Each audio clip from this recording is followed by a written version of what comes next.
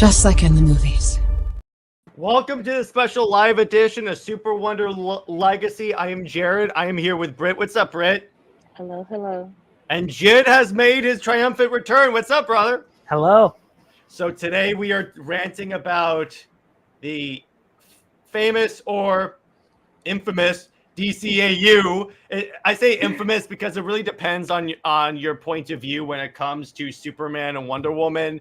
So let's get started. And by the way, can I say this is the most slides that Brit and I have ever had on an episode. So this is going to be a fun one. So let's begin this crazy yes, thank you. I wore this shirt to the con today in remembrance of Benny. So let's do this. So what is the DCAU? Actually, you know what, Jid, would you like to start us off and explain to the nice people at home what the DCAU is? Okay, so the DCAU consists of Batman the Animated Series, the new Batman Adventures, Superman the Animated Series, Static Shock, the Zeta Project, Justice League, and Justice League Unlimited. And Batman Beyond. Yeah, so it's pretty extensive, and it's let me put it this way. This is one of the universe. And Nick stream people are shipping Nick with loneliness. Oh, the savageness. So I have a love-hate relationship with the Timmverse, and I've made that very clear on many of my episodes. Hey, what's up, Cameron? How you doing, my brother?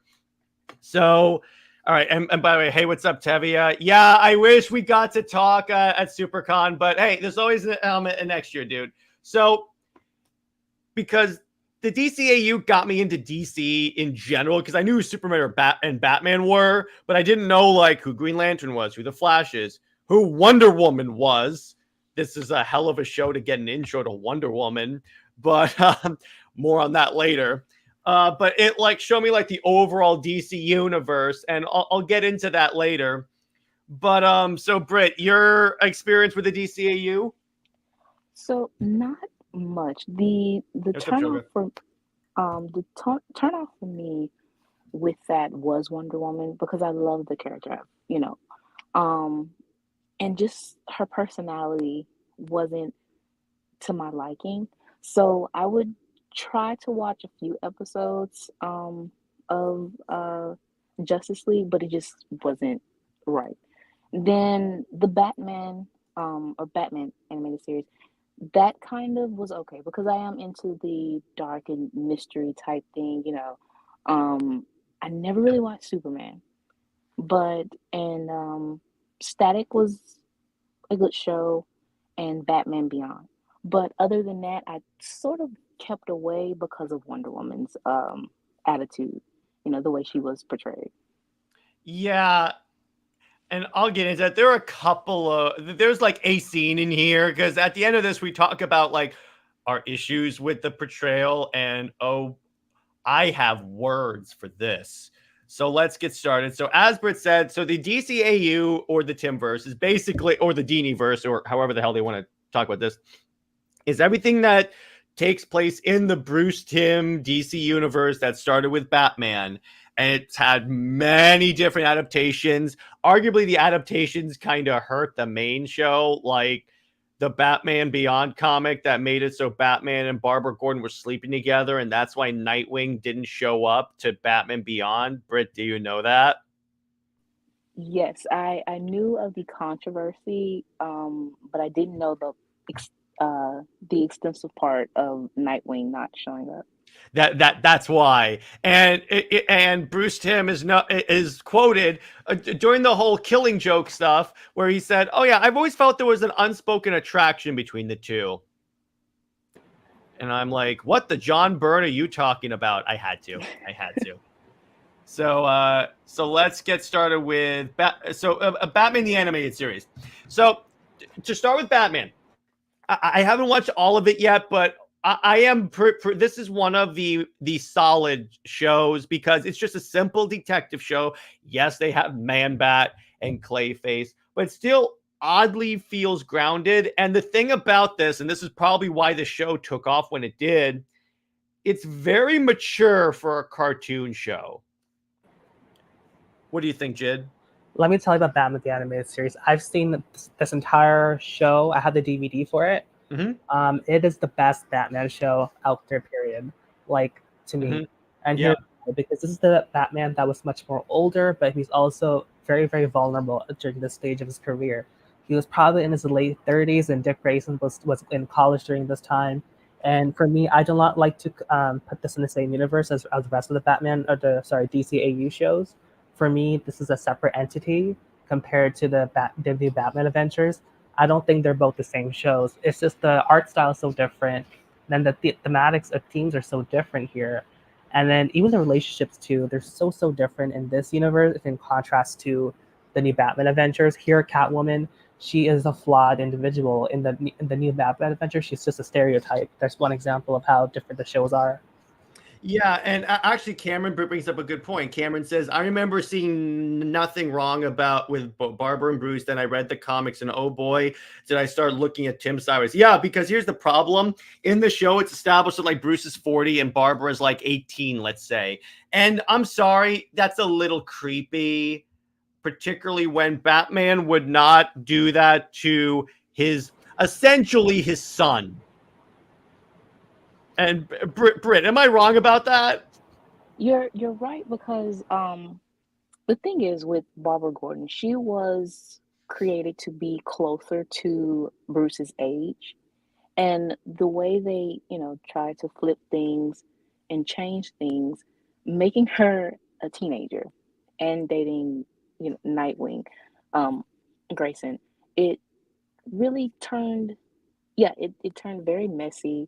And you look at Bruce Tim sideways because if you wanted her to be Bruce's love interest, you should have just kept her at her original age. But again, the whole teenage thing, yeah, back then, within the 90s, um, earlier times, you could get away with the whole, I wouldn't say she's underage, but the underage sort of storyline with movies. They've been doing that for a very long time. Yeah. But how it has aged so poorly now. And when we look back on it, this is why so many fans just think that it's bad. But at the same time, you have to know the history of Barbara's, de-aging and everything like that. So Yeah, because again, it's fine when she's Batman's age. It's still a little creepy because the point is, it's better when they had her be like around Batman's age. But this is where I draw the line. I was gonna say the last episode of this show is very creepy, and here's why. Because the last episode is a match off between Catwoman and Batgirl, and then Batgirl has this whole dream sequence where she's crushing on Batman, which is so icky because it makes no sense because they did not have that relationship throughout the show. Like she was always teamed up with Dick Grayson. That was the whole thing when her arc came in during season 3. So for that to happen, it makes no sense for her to be daydreaming about a man who's like 20 years older than her. Mm-hmm. And I think that's what kicked off the new Batman Adventures. That's what kicked off the mystery of Batwoman, where you have that little awkward car scene where Bruce is on the phone with Barbara, and Barbara's just like kicking her feet in the air. So, oh my God. Yeah. John Byrne clearly had some fun if he wrote this show, but so watching this, and again, I will say the reason why Mr. Freeze has his sympathetic origin is because of this show. This is where the scientist that wanted to save his wife from a debilitating disease but couldn't afford it, so he resorted to a life of crime. That's where this comes from, is this show. So it's one of those things where, Ian, even with all these problems, Lois is still lame. Yes, true that. But this show, when you look at how it influenced the comics, both positively and negatively, which we'll get into more at the end of this episode, but it has a pretty solid record in terms of portrayals. But anyway, then we get to Superman, the animated series. Arguably solid, honestly. What do you think, Jid? Yeah, my only criticism of Superman the animated series is they took a lot of inspiration from the John Byrne run, which a Yeah. lot of Superman fans are, they're very, peed off about that. I understand why at the time they had to take from John Byrne because this was the time where DC had to focus on post-crisis, and I heard the creators of the show, and Bruce Timm, they just struggled between keeping stuff from pre-crisis in the show here because they did keep the Supergirl element from pre-crisis. They did have the Legion episode, but that's pretty much it. The rest came from post-crisis, the Maxima episode with her. So that's the big thing. And then my last criticism would be the guest appearances, like towards the end. I think it was sort of unnecessary to have a Justice League or like a solo, like a Brave and the Bold kind of team up there with Kyle Rayner, Aquaman, and Flash. I guess the Flash does make sense, but like the rest, I don't think it was necessary. It's actually a fun fact about the Green Lantern crossover. So they gave Kyle, and yes, so far I've had Hal Jordan, Batman, and Wonder Woman show up in my chat. Not bad, if I may say so myself. And second off, yes, there is no Wonder Woman animated series, which we would love that. So continuing on. So, and Brit, I don't know if you know this. So when they did the Green Lantern origin in this, they gave him Hal Jordan's origin of the ship crash lands, the ring, Abensor sends out the ring, it grabs Kyle Rayner. Because Kyle was when this show was coming out, Kyle and Wally were the Green Lantern and Flash respectively on the Justice League. So they kind of fudged with the origins to keep it relevant to what the comics were. I understand. It seems like they had a difficult time with what origins and storylines that they wanted for the characters, which these characters have been around for a very long time, but at the same time, it seemed like it more with Wally. I would say that it impacted in a positive way, but other characters like Wonder Woman, it gave a negative impact, and where so many people are more so confused on the straightforward personality and lore of the character. And now that you're telling me this, if I were to just watch the animated show, I would be like someone on Twitter, mostly that they think that this is how the character is supposed to be. So you have this generation of fans that only watch the animated shows and they think this is how the character is if they're trying to go into comics. It's like the Wonder Bat people. And by Wonder Woman, James Gunn says a lot of things that he's working on it, and then it never happens. Funny how that works out. But I will say, Brit, you would actually like the beginning of this show, I think, because yes, it takes inspiration from John Byrne, but they portray Krypton as less robotic, at least I felt, and he's born on Krypton in this show. So so they did away with the whole Kryptonian birthing matrix. Nope, it's just he's born on Krypton. He's actually a toddler at the time. A few Kryptonians helped Jor-El send him away. Yes, the Science Council is still like a-holes, but that's the way they've always been. And it's actually kind of cool. They gave the origin for Brainiac, where Brainiac was actually the AI that ran Krypton. He knew the planet was going to explode, but he just let them like blow up as he downloaded his consciousness into a satellite and just pieced out. Wow. He's like, I'm out. That is the most interesting part of it. So I'll give it that one positive of Krypton finally being respected. And I will say, I kind of got teary-eyed when I watched the scene where they send Kal away, because it's just Jor-El holding his wife as the ship takes off, and then they kiss, and then it just fades out. And then you see the planet blow up. You know what's so funny is that's the intro for every single episode. You see that little segment every single time. And I'm like, I'm sorry, that really gets me. And I'm like, and that's the thing. Here's the other thing I love about the show. Everyone that watches just knows I can't stand Lois Lane. She doesn't. Correct me if I'm wrong, Jid, but they're not together in this entire show. No, to me, this is the best version of Lois Lane. Besides the episode of The World's Finest, I just choose to ignore that one. But this is the best version of Lois Lane. She has full agency. She knows what she wants. She's career driven. She's not obsessed with Clark. She's not obsessed with Superman. She does have feelings for Superman, but they're mostly it's just like infatuation. They're not heavily into each other. Yes. Which is really great for Lois's part. It doesn't make her seem like a love puppy, like obsessed that's going on with the recent show, which we're not going to discuss right now. Nope. No. And Superman is not a super simp. But anyway, the other thing that's kind of funny, Brit, is that so this show came out before Wonder Woman debuted in the Justice League. So I have to reiterate that for this point to make sense. They have a really, really, really weird thing. Hey, what's up, Bell Rev and Brown Story? Wasn't the Justice Society named here? I don't know. But here's the weird part. So, all right. So, Lois is interviewing someone, and then she goes, "Yeah, right, and I'm Wonder Woman." And I'm like, Wonder Woman doesn't exist yet. What are you doing? Here's why they did that, though, because they had a planned episode of Wonder Woman in the show, but of course the embargo screwed up things over for Wonder Woman. She didn't appear in the show. Oh, God. Yeah. Which Wonder Woman is still in some legal stuff, because did you know that legally, in order to retain the rights, DC has to put out a Wonder Woman book? They can't like have a period where it's canceled and just vanishes.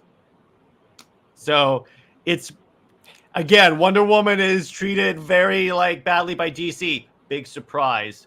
So then we have, this should say New Batman Adventures. Actually, hang on a second. I will change that. But anyway, so Jid, tell us about New Batman Adventures. So New Batman Adventures consisted of 2 seasons, if I recall correctly. And this was aired at the same time as Superman the Animated Series. There's a lot of crossovers between the 2 series there. Talia al Ghul appeared in Superman the Animated Series. There's also the world's finest iconic crossover, which did Lois really dirty in that episode. Yep. Love it. I hate that episode, what they did to Lois, because she was such a fantastic character in that show. And all of a sudden she's now head over heels for Bruce Wayne when she was never like that in the show. Again, it's a lot of Batman obsession with that universe. All right, for some reason the presenting is screwing up, so I'm just going to share the entire screen right there. But they did have an excellent Two-Face episode. I think that's the finale for this series here. That is the best episode from that show. Warren Vargas, it just screws over Batman, that screws over DC. Yeah, that's true. So then, continuing on, I thought WB owned all the characters. Not wholly. They own. They're still able to. They own enough to put out the books, but no, they actually don't entirely. Tevia. That's why you have like they legally have to keep publishing Wonder Woman books. So continuing on. I mean, I never watched New Batman Adventures, but I heard it was controversial or like not as good as BTAS. No, and here's why. Because this is the episode that had Nightwing and Batman fall out. This is where Nightwing punched Batman in the face, or when he was Robin, when Robin left Gotham for good and went to Bloodhaven. That's where he got the Sense of the Father episode, I believe it's called. I think I might get the name messed up here. And this is the one that had Tim Drake in it as well, and it did screw with the Batman mythos in this universe.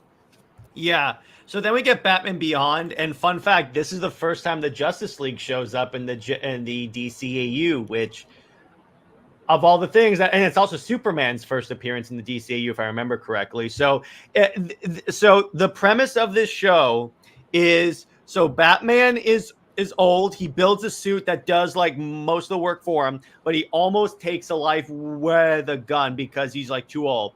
So he retires being Batman. Then you have this kid named Terry McGinnis who shows up, takes over as Batman, and is basically Batman throughout the entire show. The problem with this is that Justice League Unlimited did a retcon that completely soiled the show. Do you want to know what it is, Brit? I think I already know. Who do you think Terry's father is? Yeah, I've known that. actually, father is not exactly an accurate term. Allow me to rephrase the question. Who do you think Terry is a clone of? Oh gosh, it's even worse when you put it that way. I know, right? And I'm like, It's because Amanda Waller said there was always going to be a Batman. Then she hires the Phantasm to kill the kid's parents. I'm like, what the? When Nick and I covered that episode, I was like, what the hell is this? And it was for Selena to be his mother at some point, I think. That was the planned. That was way before Batman Beyond was, in the creation. That was originally the intent. But since that would be way too mature to put it on, animation, they took that scene out. And Catwoman, she's mentioned once in the show here, and then that's it. Nightwing is mentioned once in the show, and then that's it for both of them. And then to be clear, the whole Batman sleeping with Barbara and getting her pregnant, that was in the comics that tie into this. So it's not in this. It's not in the show, but still, because it's included in the universe, it soils the universe. I'm sorry. Someone should have said, "Are you nuts?" I still believe it's a good story, but she was gonna. But if Terry was gonna be Bruce Lee's kid, we missed a huge opportunity. That would have been something, but it would have been better than straight up clone. But see, that also irks me because that's the Helena Wayne erasure. And that is a child of Selena and Bruce. So if you're gonna erase Helena Wayne, how can you have Terry McGinnis? Yeah, and I thought the comics were non-canon. No, these were. There were some comics that were non-canon, but these were the ones that tied into Batman Beyond. So then we get to Justice League. Now, to be clear, we're gonna talk about stuff we like and hate about this show. So what I like. Every character got an episode that was their episode, except for Wonder Woman. But it was more like everyone got there was a Superman episode, there was a Flash episode. It also led to a hilarious moment where in the episode where Gorilla Grodd first shows up, Flash is explaining to Jon Stewart about what he saw. Green Lantern goes, I don't know, a talking gorilla? It seems kind of far-fetched. And then Flash goes, we both have a Martian in our speed dial. So he's like, don't tell me about far-fetched. I'm like, I love that because no one ever says that when they say, oh, that seems far-fetched. You're in an intergalactic police force, bro. What are you talking about? And also, Martian Manhunter was really cool. And here, as Tevye puts it, I like the first episode. I like when the Justice League first assemble. And it's the bat plane is crashing. It just stops. And it's surrounded by green. Batman's like, what was that? Help has arrived. And there's just Green Lantern and Hawkgirl shows up and just wrecks shop. And I'm like, yeah, this is pretty cool. This is pretty dope. What'd you think of Justice League, Jid? Okay, so Justice League to me, it is, at the end of the day, it's a solid show. Despite it's doing it dirty to both Hawkgirl and Wonder Woman, I think Wally West had one of the best depictions in animation history for sure. Superman was kind of, for the first season, he was very, very, his powers were taken away from him. He was very weak during the first season. It gave us one of the most darkest versions of Superman in animation history too there, which is kind of as a fan of Zack Snyder, I appreciate that. Yes, I was going to say, because that's very divisive. Batman was a goat in the show. He was great. Because he's Batman, that's why. Because he's Batman, yeah. Martian Manhunter, he was also incredible on the show. I think they had the 4 best character arcs. For me, I think Jon Stewart, he was done so dirty. Because at first, Jon Stewart in the comics, he's much more younger than the rest of the Justice League. Well, also... Yeah, go ahead. In Justice League Unlimited, again, Justice League Unlimited is the era of crappy retcons. I'll get into that later. But it's with Superman, I get that they had to depower him because Superman has the reputation of being this all-powerful god. So they're like, how do we put challenges in front of them? And it's just yes, they had one episode for Wonder Woman, but it's even then, I'm like, what? It doesn't work. But my chief problem with this show, they forgot they were writing characters other than Batman, because you're right, Batman is the GOAT. They gave all the good moments to Batman, but they forgot you're writing other characters, guys.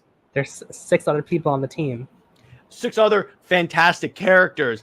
Wally got one of the best scenes in Justice League Unlimited ever. I will talk about that there because Brit, Jid, you and I actually share an exact same favorite moment from that show that involves Wally, and we'll talk about that. But I will say though, I liked how this episode homaged the death of Superman. And Brit, I think you sent me a few gifts from this. Right. They're fighting Toyman. And Toyman is about to blast like a ball of energy. They don't know necessarily what it is yet. At Batman and Wonder Woman, and Superman flies in front of him and takes the blast. He disintegrates. They think he's dead.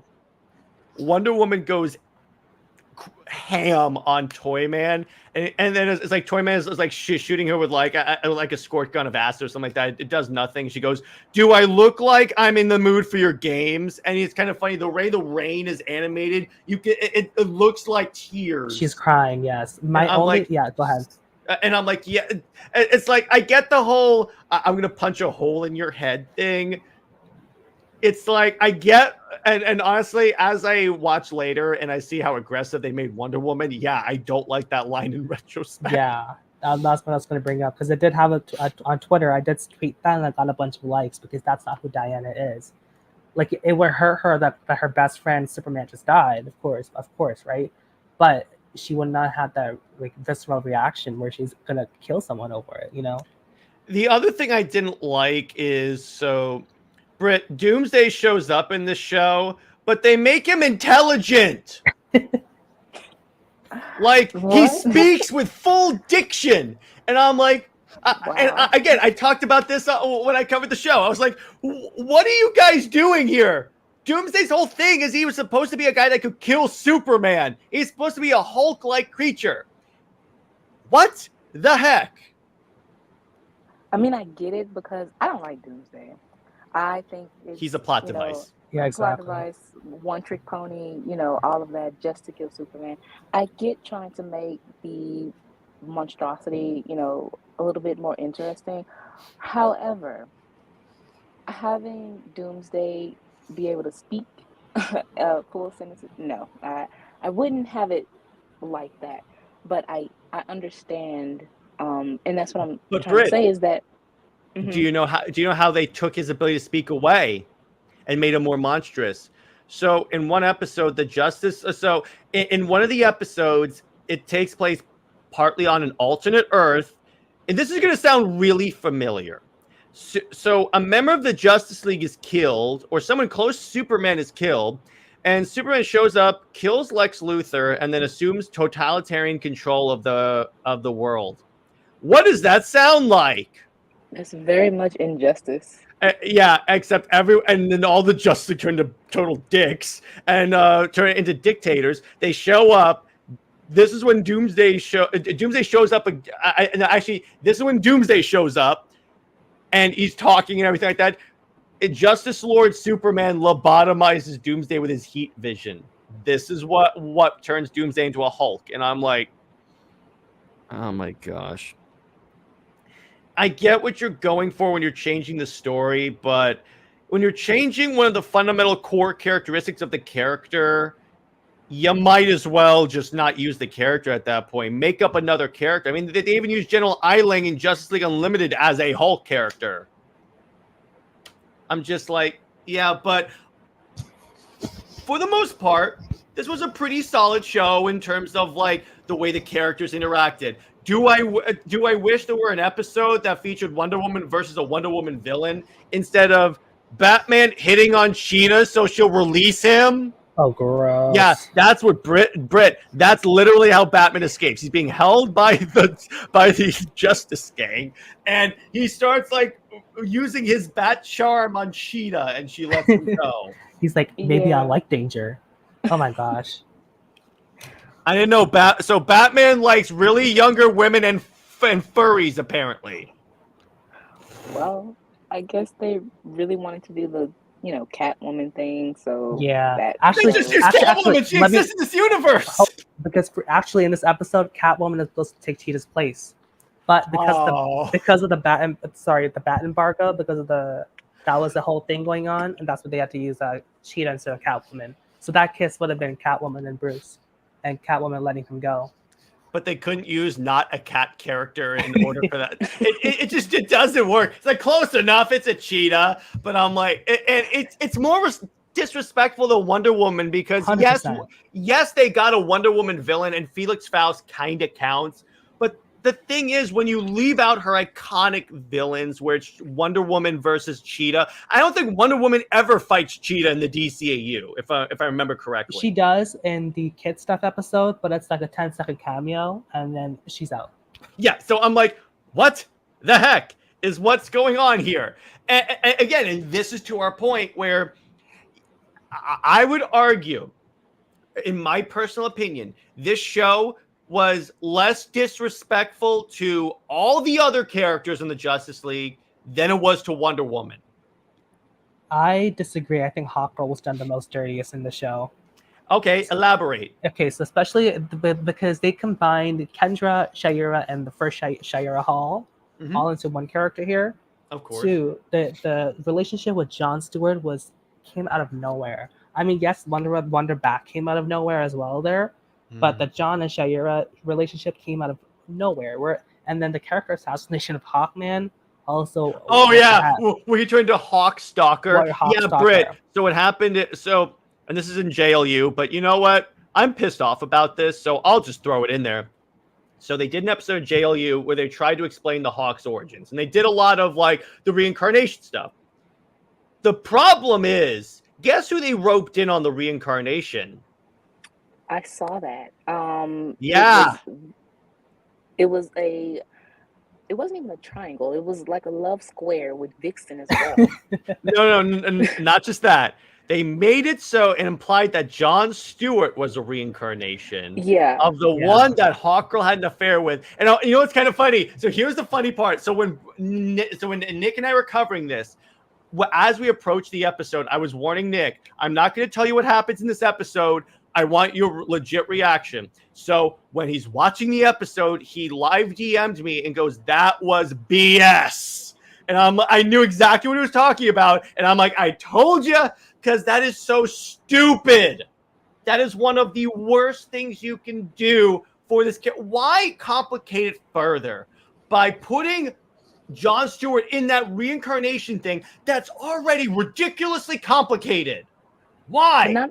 It's because here's the thing. It was Dwayne McDuffie's self-insertion or something like that, which, again, no respect to Dwayne McDuffie because that is a legend in the comic book industry, 100%. But there are some flaws within his writing in the show. For example, the ships between Wonder Bat, that was sort of his idea. And also the Jon and Shayera shipping, 100% his idea. And I think there was a time where he actually got in hot water over it as well, that ship with the other. Well, yeah. The minute he starts saying that in his head, he wrote Diana like an 18-year-old. And I'm like, someone has this show's creative team clearly has a type. I'm like, what the hell? Well, what were you going to say, Brit? Oh, well, this little explanation of the Hawks, like you said, it's already complicated. Yeah. But the reincarnation, that whole thing is there. From what I've sort of seen, it's their thing of like this eternal love. So to basically throw in like a character that has no business in their sort of history, their love history or anything like that, it's very disrespectful. And the whole cheating storyline, and like I said, it's a love square with disrespecting Vixen too, and trying to make these ships work, and you just really twist these characters, and you are combining, the Hawk girls or Hawk women into one character, but they have this distinctive history. Well, not only that, and I was talking to Nick about this, somehow the episode got worse, Brit. It ends, so Jon Stewart, so at some point in JLU, Jon Stewart in Batman went to the future, into the Batman Beyond timeline, and met Jon Stewart and Shayera's son, Warhawk. And he comes back. First, he doesn't tell Shayera. Then when he tells her, he says, I'm still going to stay with Vixen because I won't let fate dictate my my fate. But I'm like, dude, the guy still exists. Clearly, you end up with Shayera. This logic doesn't follow. What is going on here? He said I won't be Destiny's puppet, if I recall correctly. But you literally are Destiny's puppet. That still happens. That is the ridiculous part. It clearly still happens. Because here's the key part. Batman Beyond still happens after Justice League Unlimited. Warhawk still exists. There was another thing from Batman Beyond. And of course it's Twitter. They love sharing videos, but there was a scene of Bruce talking about all the women that he has, encountered. And God. It was where he says, I don't remember completely, but I remember the line of him saying how he steps over women. And yes. I'm just like, what wow, the heck? He's like, no, it was Terry and Bruce, and Bruce was like, oh, like Terry was having problems with women or something, or with his relationships, and then Bruce was like, oh, I stepped all over the women or something like that. Yeah, I think that with that scene, I remember seeing it, on TV younger, but with it now and understanding what that means, yeah, this whole entire animated universe, with the age, the aging of the women, with the women twisted into, love triangles or pining after the men. And then for Batman to basically, Batman is the self-insertion for the whole production team. Yeah. So for for anyone to write that line about women, yes, that's very much how the entire production team feels about women, is that you step over these women. And for these female heroes to be walked over, to be just treated as a plot device for the men, it's aged poorly. Yes, it has helped, but also within what you guys have explained, yes, all the men characters have great, storylines, development, and everything like that, but the women are sorely lacking. I will dispute that. The ending arc Starcross for Hawkgirl, where it's revealed that she's like a Thanagarian double agent, she struggles with her loyalties to the Justice League and to this, that was actually pretty good. I will say they gave Hawkgirl something. Obviously they didn't give our girl anything. Right. I mean, that's a low-hanging fruit for me, because throughout the whole time, you've degraded and done these women dirty. So I really, you got to give them something. I know. Oh, and mind you, the lasso of truth does not do the whole truth thing until Justice League Unlimited. It's just a lasso in this. The 4th season. They have to wait 4 seasons for Diana. They have to wait 4 seasons for all of her stuff to activate. Speaking of Justice League Unlimited. So, speaking of Wonder Woman, I'm going to bring this up. People threw a hissy fit about the Zeus origin. Do you know what they implied in this, Brit? That Hades is her father. Yeah. I'm why do people embrace this? But my thing is, I don't think Hades was actually her father. I think he was just putting like worms in her ear and trying to freak her out. But her aggressiveness contradicts that, though. Yeah. My problem is, here's my problem with the DCAU. If I could summarize it, it's the universe that everyone outlooks these glaring flaws just because, oh, I grew up on that. So did I, and I can show you right now all the problems with it. 100%. And it's the one that has nostalgia armor. Now, but with Justice League Unlimited, this show has a little bit more of a personal connection to me. I'll explain. I think there's a very specific moment of an episode, and I'll bring it up because it's in one of my moments. But the point is, what this show did actually pretty well is it featured arcs without the original Justice Leaguers. It was just like Superman, and it was just like Black Canary and Huntress had like grudge match. Green Arrow and Black Canary, even though they also provocatively posed Black Canary like they pushed her chest into the ground. Oh, speaking of chests, and that's a sentence I never thought I would utter on Comics League. Oh, you know what they did to Wonder Woman? Oh, Lord. Oh, Lord. I think Jid knows what I'm about to mention. So, Brit, they were fighting these nanite beings, and who would they call to bring in nanites but Ray Palmer? So Wonder Woman's holding them. I've seen that. And by the way, so fun fact. So when I covered the episode, it was kind of having trouble like getting the algorithm. So I changed the thumbnail to that. And guess what? It exploded. So Wonder Woman goes, "I need 2 hands, Dr. Palmer." So she puts them in her bustier, and the camera zooms in on Wonder Woman's cleavage, and I'm like, the minute people start telling me, "Oh, this show treated these characters with such respect," really? The fact this was allowed on Cartoon Network, that's what gets me. This was allowed on a children's Cartoon Network at 10 p.m. at night, or I think it's earlier during the Justice League Unlimited. How is that possible? Oh, it gets worse. They had a scene.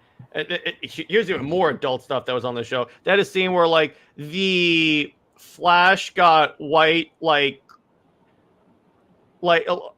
got icing all over his face. Mashed potatoes, yes. Mashed potatoes all over his face. And Brit, white mashed potatoes, what does that look like? Please be PG, but you know what I'm saying it. Yeah. You know what I'm implying, right? Very much so. And he uses his tongue to lick it off. So I'm like, what in the? And that was between a scene with Shaira and Diana. So that tells you that. Yep. Well, the thing is with cartoons, they have always had these subliminal, adult jokes in them. Mm-hmm. It's just the fact of, I guess it's within the time, you feel like kids are, you are going between kids being impressionable and then kids kind of like, okay, that's what's going on, and they don't quite understand it. So it goes over their heads. But, and like I said, as we get older, we understand, oh, this scene is that, and that's no good. But those type of things have been in cartoons forever. But the way it is portrayed with these characters of who they're supposed to be, honestly, you can't really get away with doing that with Batman. But it feels like the production team really thought that, yeah, they wanted to be mature, but it's just certain characters that you cannot do that with. And Tevia, the new 52 did not have Ares be Wonder Woman's father. Thank God. They had to be Zeus. I just want to clarify that. Right. I was gonna say that if you go back on Justice League, there was a scene during the Savage time where Hawkgirl goes, "Whose hand was that?" And that's Wally's hand on her private area. Yeah. So yeah. So I will say this does have a cool scene for Wonder Woman in this. So. Brit, do you know who the character of Roulette is? No. So she runs basically an underground fight ring for the Justice League. So what she does is she hacks into their earpieces and mind controls the female members of the League. So they all show up at Meta Brawl. So basically it's Black Canary and Huntress versus Vixen, Fire, Hawkgirl. And yeah, they managed to free their friends. Then Roulette brings up Wonder Woman as the final thing, and she kicks their asses. Because Wonder Woman is a warrior, and Brit, you and I have talked about this, that she could probably take out the entire Justice League. So I did like seeing Wonder Woman get her badass moment, even though it was against her friends. And exactly. Yeah, go ahead. Okay, the thing is, you can have moments like that for Diana, but at the same time, because of her lack of interaction with the female characters, with other female characters, that is more so very much fanboy thing. But to show her, we did not, get to see her interact in a very respectful manner or actually have these female empowering moments. So and I know the episode is grudge match, but with the episode, it just felt like that's what that was. It's to show how powerful she is and badass she is, but at the same time, it's not showing the sisterhood. Her empathy. They never show that. Yeah, I actually no, I counteract that because we'll talk about it later. It's the one episode where there's what was it? Okay, the Long Shadow episode, and she had so much empathy for him. But again, it's empathy for male characters. Toward female characters. Yes. Yeah, Yes. female is very much lacking. It's kind of like, and I think this was an interview or maybe it was something said, but it was kind of like because Hawk Girl and Wonder Woman were the only two females, it felt like they can't be, best friends. They have to have that That sort is of such a cattiness. stereotypical, like someone that's never been around women attitude. Even so, they did do an episode that kind of had Wonder Woman go up against, I think it was Ares with the God armor thing. And guess who managed to bring peace to a war torn region? Not Wonder Woman, Dove of Hawk and Dove. So they literally every episode they feature Wonder Woman. She's just the one that punches stuff. And they take away her peacemaking like component in favor of men doing it. Yeah, that's the whole thing, is that it seems like Diana is just the aggressive, warrior woman. And yeah, for anyone to talk about, New 52 has its issues. Um, I would say any other comic that's showing her aggressive side, Kingdom Come or something like that, but then gloss over the animated show. Yeah, that's very hypocritical to me. But this show really is just as much to blame if you want to, talk about Diana being more aggressive. Exactly. Now I will say there were some fantastic moments in this. Like they do the for the man who has everything storyline. Obviously it's censored, like so when Wonder Woman has the giant gun and she's aiming at Mongol and he goes, why don't you have the deneuralizer? It's so much more of a woman's weapon. She goes, go to boosh instead of saying go to hell, because it's an animated show. But what I love about that, Mongol is being the tar out of Wonder Woman, and this is consistent with the comic. So in this instance, I excuse it. He's being the tar out. He's about to kill her. Superman breaks out. And you can hear he's like, you see in his face, he's like, what? Mongol. And he's stepping, he Snyder cut Superman versus Steppenwolf's Mongol. Like, he goes, do you have any idea what you took from me? Because obviously the story is that the Black Mercy put him on Krypton with the sun. So yeah, he had to essentially destroy that. There's this great scene where Mongol has Superman, is holding Superman by his head, and he goes, "Yeah, he basically says I'm going to destroy the world."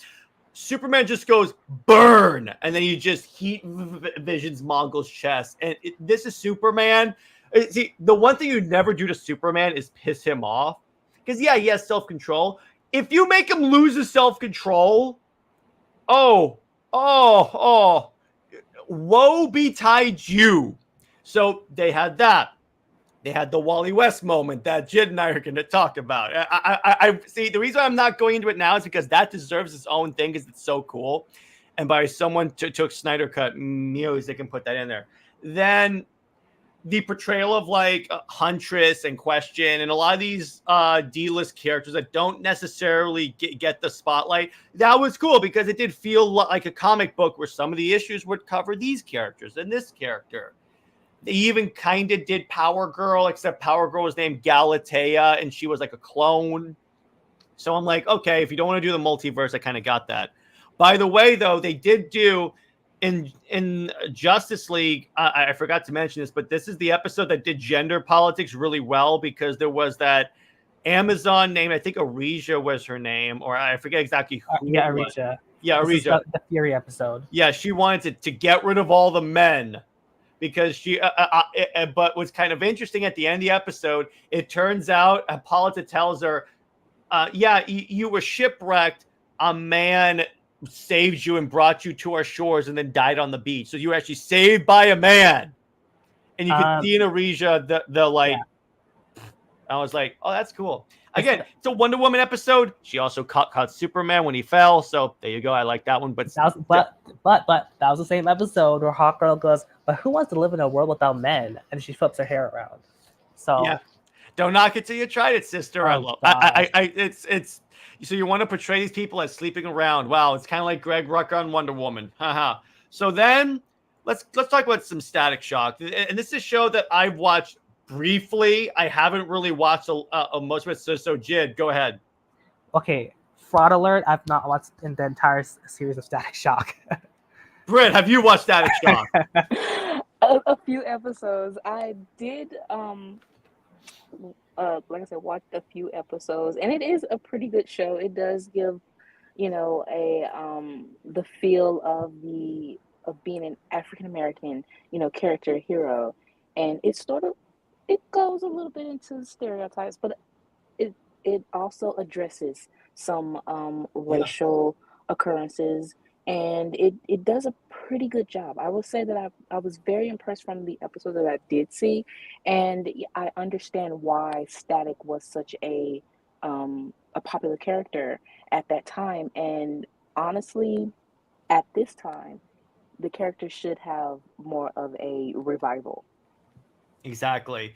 And yeah, so the one clip I did see, again, speaking of DCAU's confusing continuity, so Static shows up in the Batcave and he goes, "Oh, where's Robin?" And then Batman goes, "Oh, he's with the Titans."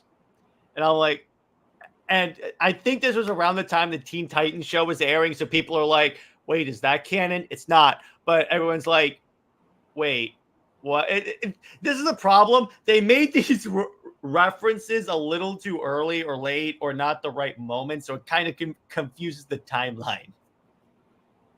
That was like my one issue. So we've covered the main shows that I wanted to cover. Now we're going to go to some movies, because here's the interesting thing. Many people's favorite Batman movie in general is an animated movie called Mask of the Phantasm. Britt, have you seen this movie? I have not, but I when the Tom King, the Batcat, Oh, yeah. yeah, he brought the character, and I just read on the character, so I really do want to watch the movie. It's really good. So what this shit tells, actually, you know, Jid, you want to briefly summarize the plot of Mask of the Phantasm? Oh my goodness, I love this movie so much. Me This too. to me is the definitive Batman origin. Like it's not obviously, it's a different universe, but it was this origin story. This takes place in the 80s, I believe. So when Bruce was in his 20s, they had Andrea Beaumont, which is his first love interest in the DC universe, and then we had who becomes the Phantasm. It's one of the most. It gives me chills just talking about this movie, just because of how incredible it is. The Joker's also debuts in this movie too. Here, it's the best Batman animated film of all time. So the idea, Britt, is that this is taking place before Bruce becomes Batman. Some of it. And you see Batman. So he meets Andrea Beaumont. She's the daughter of a crime boss, I believe, at the time. And they're falling in love. And Bruce starts to wonder, should I go on this Batman thing? Can I be happy? And in fact, he goes to his parents' grave and he goes, "Mom and Dad, I have a chance with Andrea Beaumont. Do I have your permission to be happy? To don't go in this direction and just live my life?" So what happens is, I think if I remember correctly, Andrea Beaumont leaves, or Yes. she dies, and that obviously takes that off the table, and that's what pushed Batman to become Batman instead of staying as Bruce Wayne. Yeah. She didn't die. She left. But yes. Oh, okay. Yeah, it's one of the greatest Batman moments ever. And then you see him first dress up as Batman, and even Alfred's like, "Oh heavens!" So it's one of those whenever you ask someone their top 5 Batman movies, just Batman movies, you don't have to designate live action or animated. This will be on it. And speaking of Batman, we're not giving Kevin Conroy his flowers. Well, yeah. Perfection, that the voice in this movie, perfection. He was actually the first to he pioneered the whole Batman has a different voice than Bruce Wayne, because it's a way to so people don't automatically know Bruce Wayne is Batman. And I'm like, so that's where you get the Christian Bale portrayal, or the Ben Affleck portrayal. So it's one of those things where a lot of his stuff was used as the blueprint for a lot of stuff. And by the way, Andrea Beaumont is voiced by Dana Delaney, who also voices Lois Lane. Except unlike Lois, Andrea Beaumont is not lame. I had to say that. White Up Bomb in the theaters. It's an animated movie in the theaters. What do you expect? But it's interesting there. Then we get to Sub-Zero, which is a Mr. Freeze movie where, again, Batman tries to. So Mr. Freeze kidnaps Barbara to use her blood plasma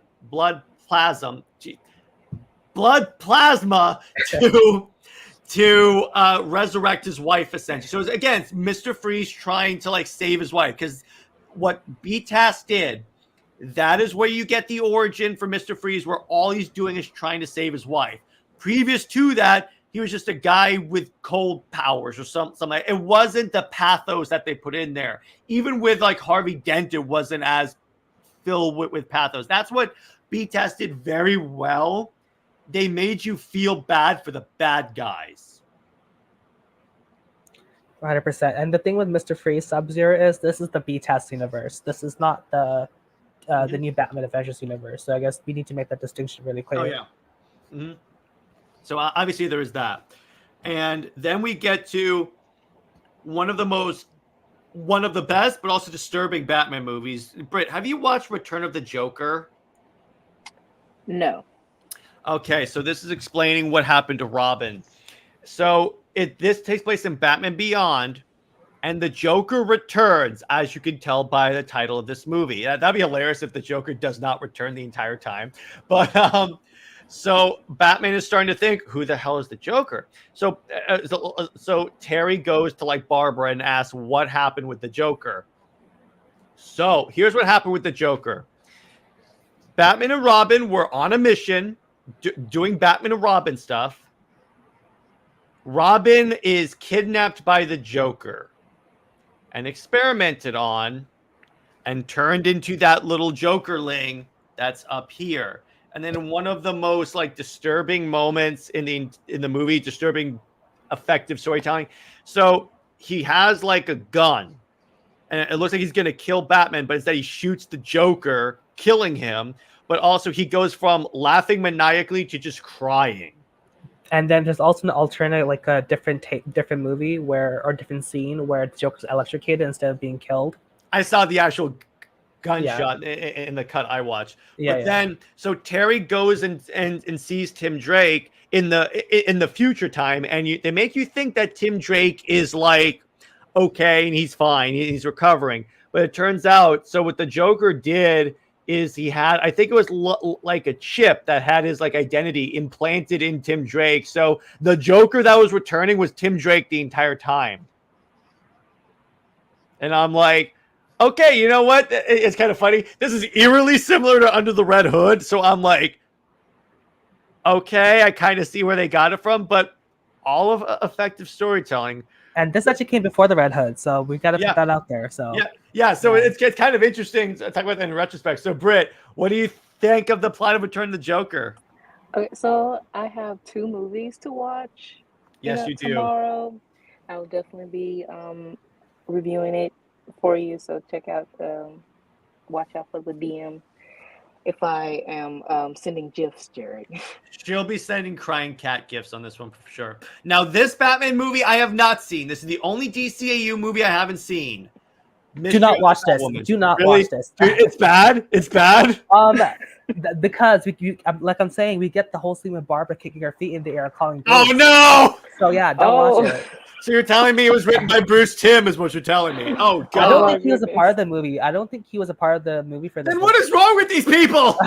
it's everybody in that writing circle. Wow. So oh my gosh. But okay, so I won't watch it. I love how I knew I had to say anything. Jed's like, do not watch this, do not watch this. That was good. That's a Comics League moment right there. But yeah, so it's one of those ones where it was on Max, but I was like, nah. So then we get to one that I would say don't watch. Batman and Harley Quinn. Oh, Lord. That was weird.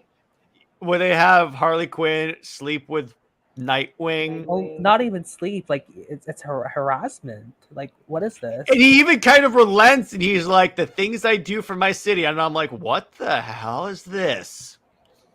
And then I think it's a bar scene or something, and all of like the waitresses are dressed as like female superheroes that don't exist in this universe, like Starfire and I think Power Girl at one point. And I'm like, what?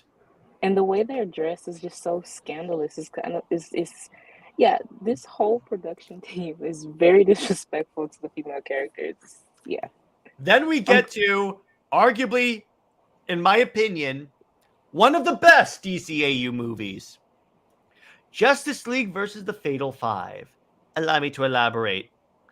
I'm a big Jessica Cruz fan in terms of Green Lanterns because a new 52. And who do you think is the main character in this movie? Jessica Cruz. Jessica. Yes. So the origin for Jessica Cruz is she was camping with some friends.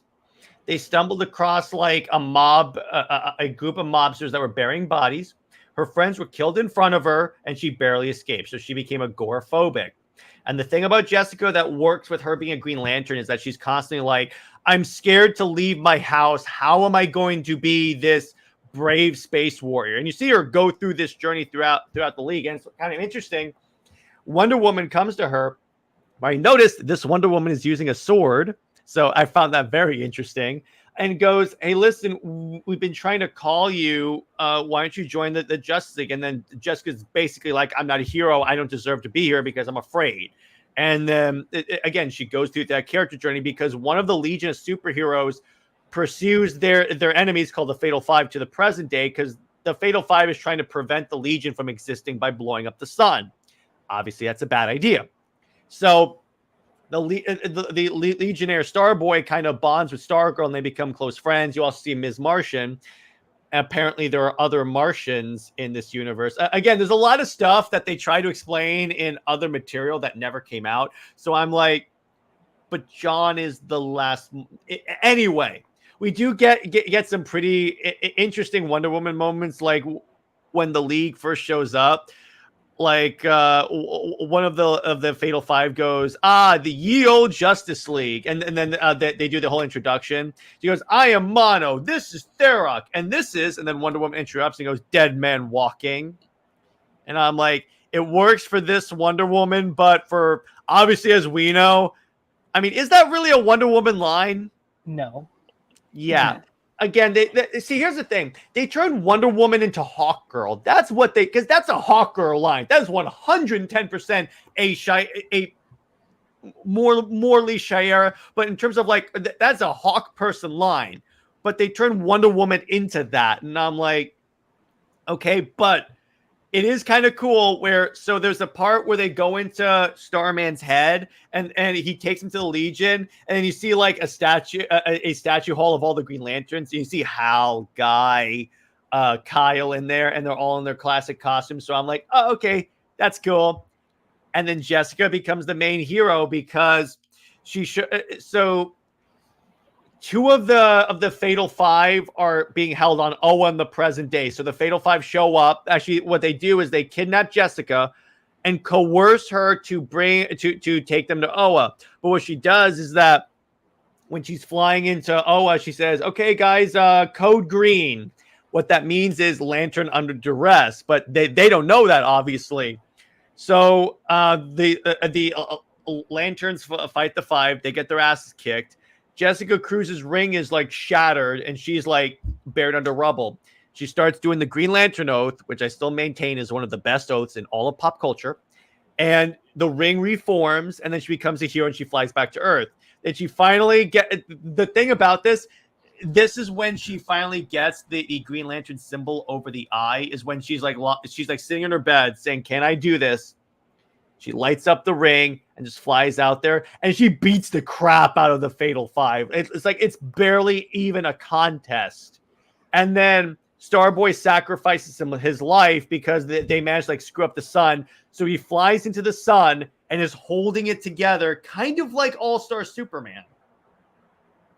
So that's a Justice League versus the Fatal Five, and all in all, pretty solid movie. What do you think, Jid? I only have one question: is where the heck is Hawk Girl? Where the heck is they say John and Hal?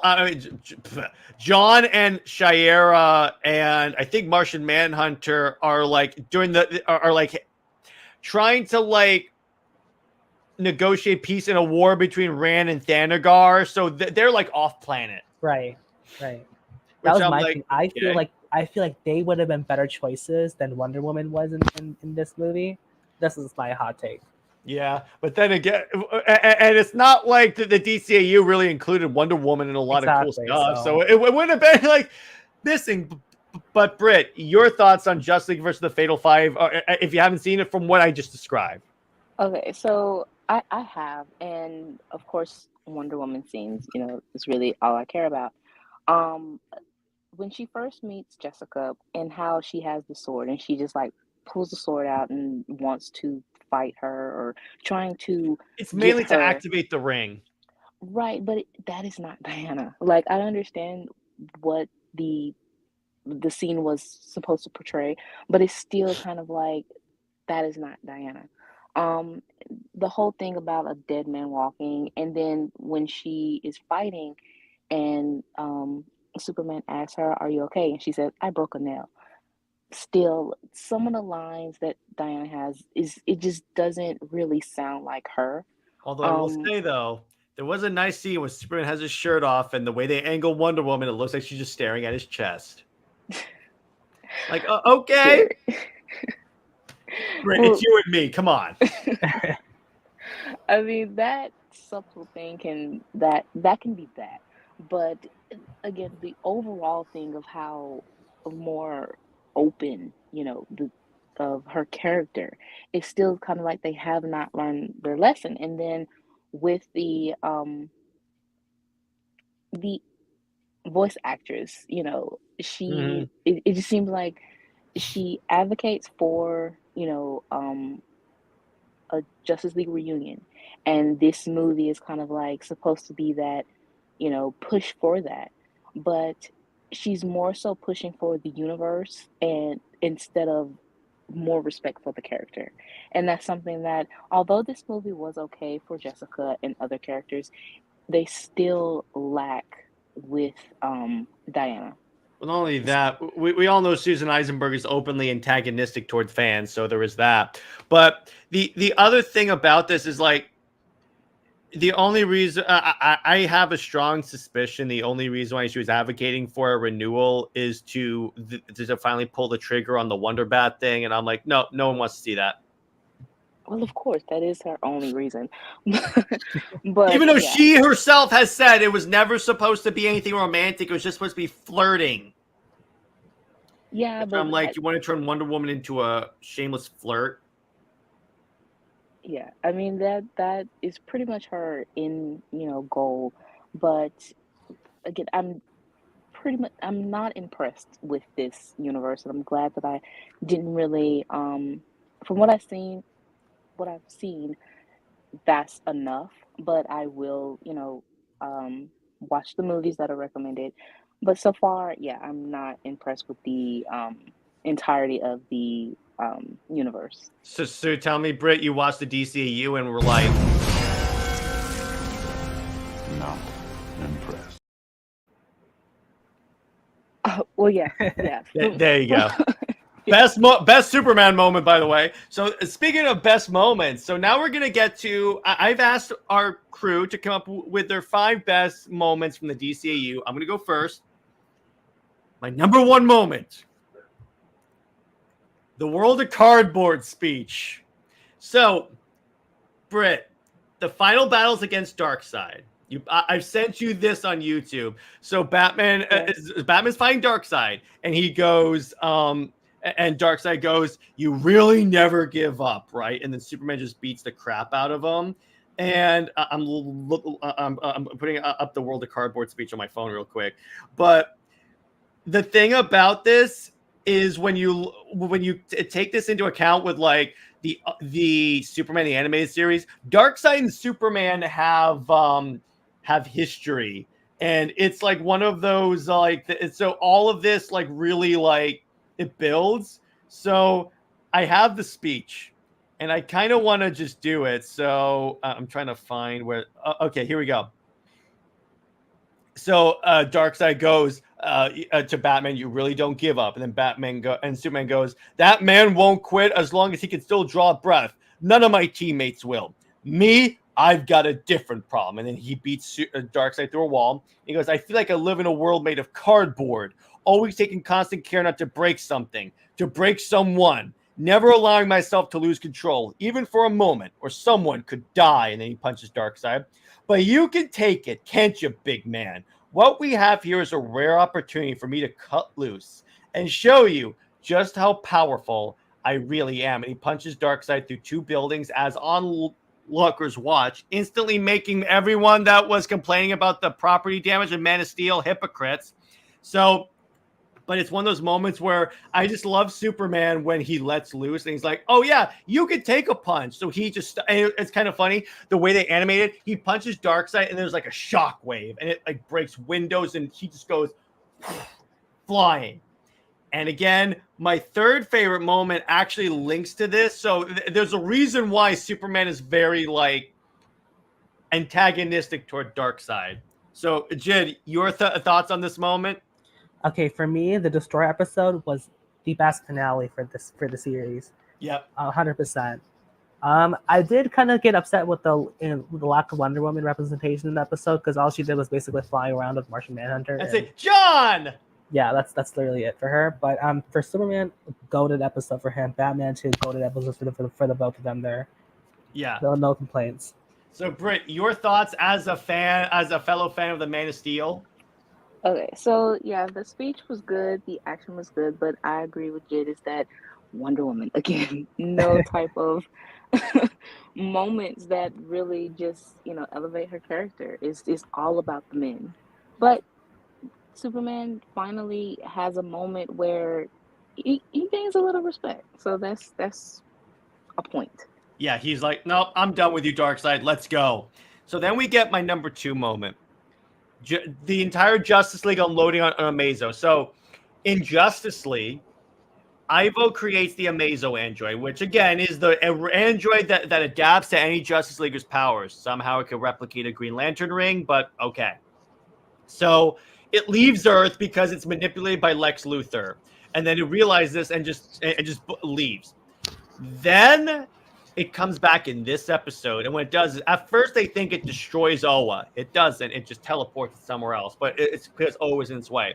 So the entire Justice League mobilizes with like everyone here, and they just I love this scene. So Superman's in the spacesuit because they can't decide if Superman can breathe in space or not, and he basically goes, "Turn back now," and then Amazo goes, "You don't want to challenge me." And then Green Lantern goes, "Light him up." And then they all just unleash holy hell on him. And it's like progressively with like levels of characters. The problem is, I think Wonder Woman gets defeated off screen.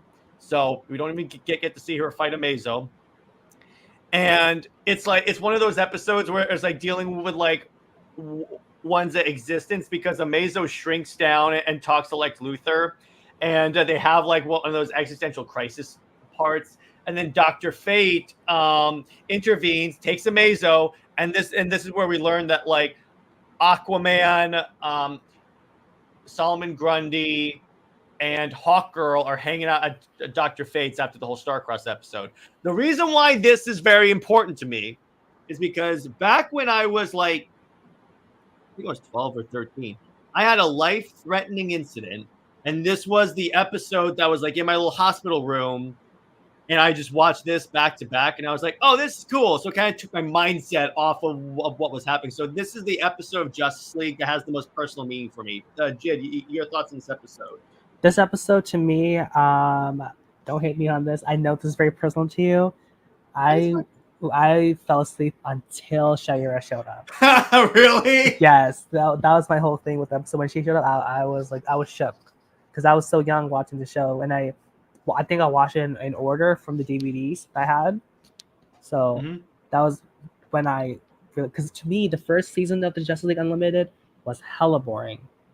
It was so boring, honestly. You know what's kind of funny about it? When you look at the plots of those episodes, and my co-host and Nick said this when we were covering it, it seems like a lot of those were unused Justice League scripts that they never got a chance to do. Right? Because so many of the episodes are just the original 7 and maybe like one character. It does seem like it.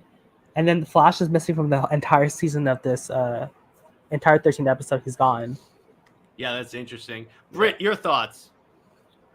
Well, I haven't watched it, but I guess with this episode, and you can send it, that I will watch it and then give my opinion on it, a little bit more details.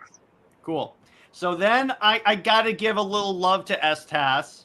So the episode where Superman is brainwashed into believing he is the son of Darkseid, and this is based on an Elseworlds comic for DC, so there's that. So evil Superman. What's cool about this is why Superman has that vendetta against Darkseid, because Darkseid has Superman invade Earth and practically take over. So it's because of Darkseid that the people's faith in Superman is tarnished. That's the good part of the DCAU, because they'll introduce plot points in previous shows and then pay them off in Justice League. So watching this, it makes that's why that's the other reason why the World of Cardboard speech is so good, because it's been building up since Superman the animated series. Granted, it's another like evil Superman story, but then again, back then they weren't doing that trope that much. So I don't know. It's still one of my favorites, and I do enjoy his suit design. Jid, your thoughts? All right, so the whole thing with Darkseid, this actually started when Darkseid killed off Dan Turpin. Yeah. Which is one of the biggest, like, what's the word I'm looking for? That was the thing that set off the whole Darkseid and Superman war that basically was a thing in Justice League and Justice League Unlimited. Twilight is another good example, because Twilight carries off this episode here from season 2 premiere, I believe. Yeah, season 2 premiere. So yeah. So Brit, your thoughts on this? All right, so this is the only time I would accept evil Superman.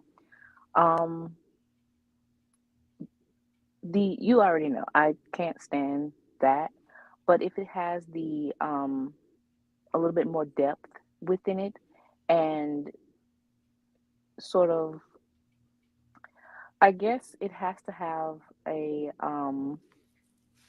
like I said, a depth and reason behind giving Superman the evil storyline. And yeah, so I don't really have much to say about it, but it works here. But I don't want to see it again. Now, my next episode is Apocalypse Now. Here's why. So, Brit, do you know the story of the New Gods?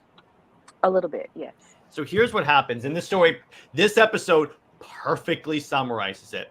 So at the beginning of time, you had one planet. Then there Ragnarok happened and the planets split. And on one side, you had New Genesis. On the other side, you had Apocalypse. Every so often, they would get close to each other and then they would go to war. Just Darkseid and Highfather's the leader of New Genesis. They knew that like eventually their war was going to destroy the multiverse. So they're like, okay, let's switch suns because we're not going to like attack the planet that has our sun. This is where Orion comes from because Orion is the son of Darkseid, and Scott Free grew up on Apocalypse and met Big Barda, obviously. So, this episode it didn't give the origin for Darkseid, but I can go into that later. But this also had like Dan Turpin in it, which was like a Metropolis cop in the special, I think it's called Special Crimes Unit. And the thing about it, he's meant to be an allegory for like a representation of Jack Kirby, because Jack Kirby invented all the New God stuff. And they even have at his funeral, they have characters that are stand-ins for the Fantastic Four and like Nick Fury. So they did like this as a loving tribute to Turpin.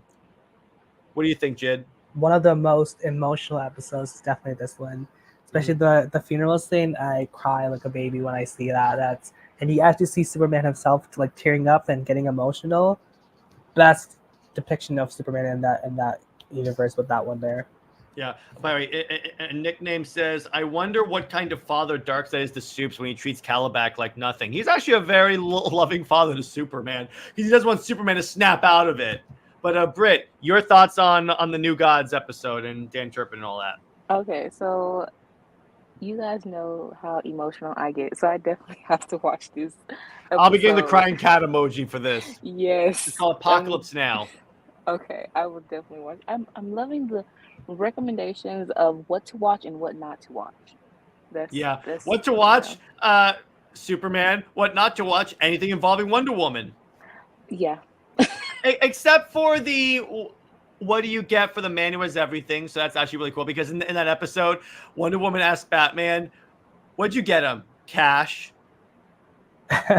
Because like, what do you get for Superman? So there is that. I like that. Yeah. So then, Jid, this is the one you and I share. Uh-huh. The Flash beats the crap out of Lex my gosh. Luthor. Yes. All right, so Brit, here's how cool this is. So the Flash Wally West throughout the entire Justice League run is like the jokey comic relief character. So Lex merges with Brainiac, and he takes out the other Justice Leaguers, and it's just the Flash left. And what happens is Flash runs away. You think he's doing that. Then Lex is like repairing his machine. He looks over and sees a gust of wind. No, Flash just ran around the world and is coming back and just plows into him so many times to the point where Flash becomes like a speck and he like annihilates Lex. He vibrates his hands and like it gets rid of Brainiac.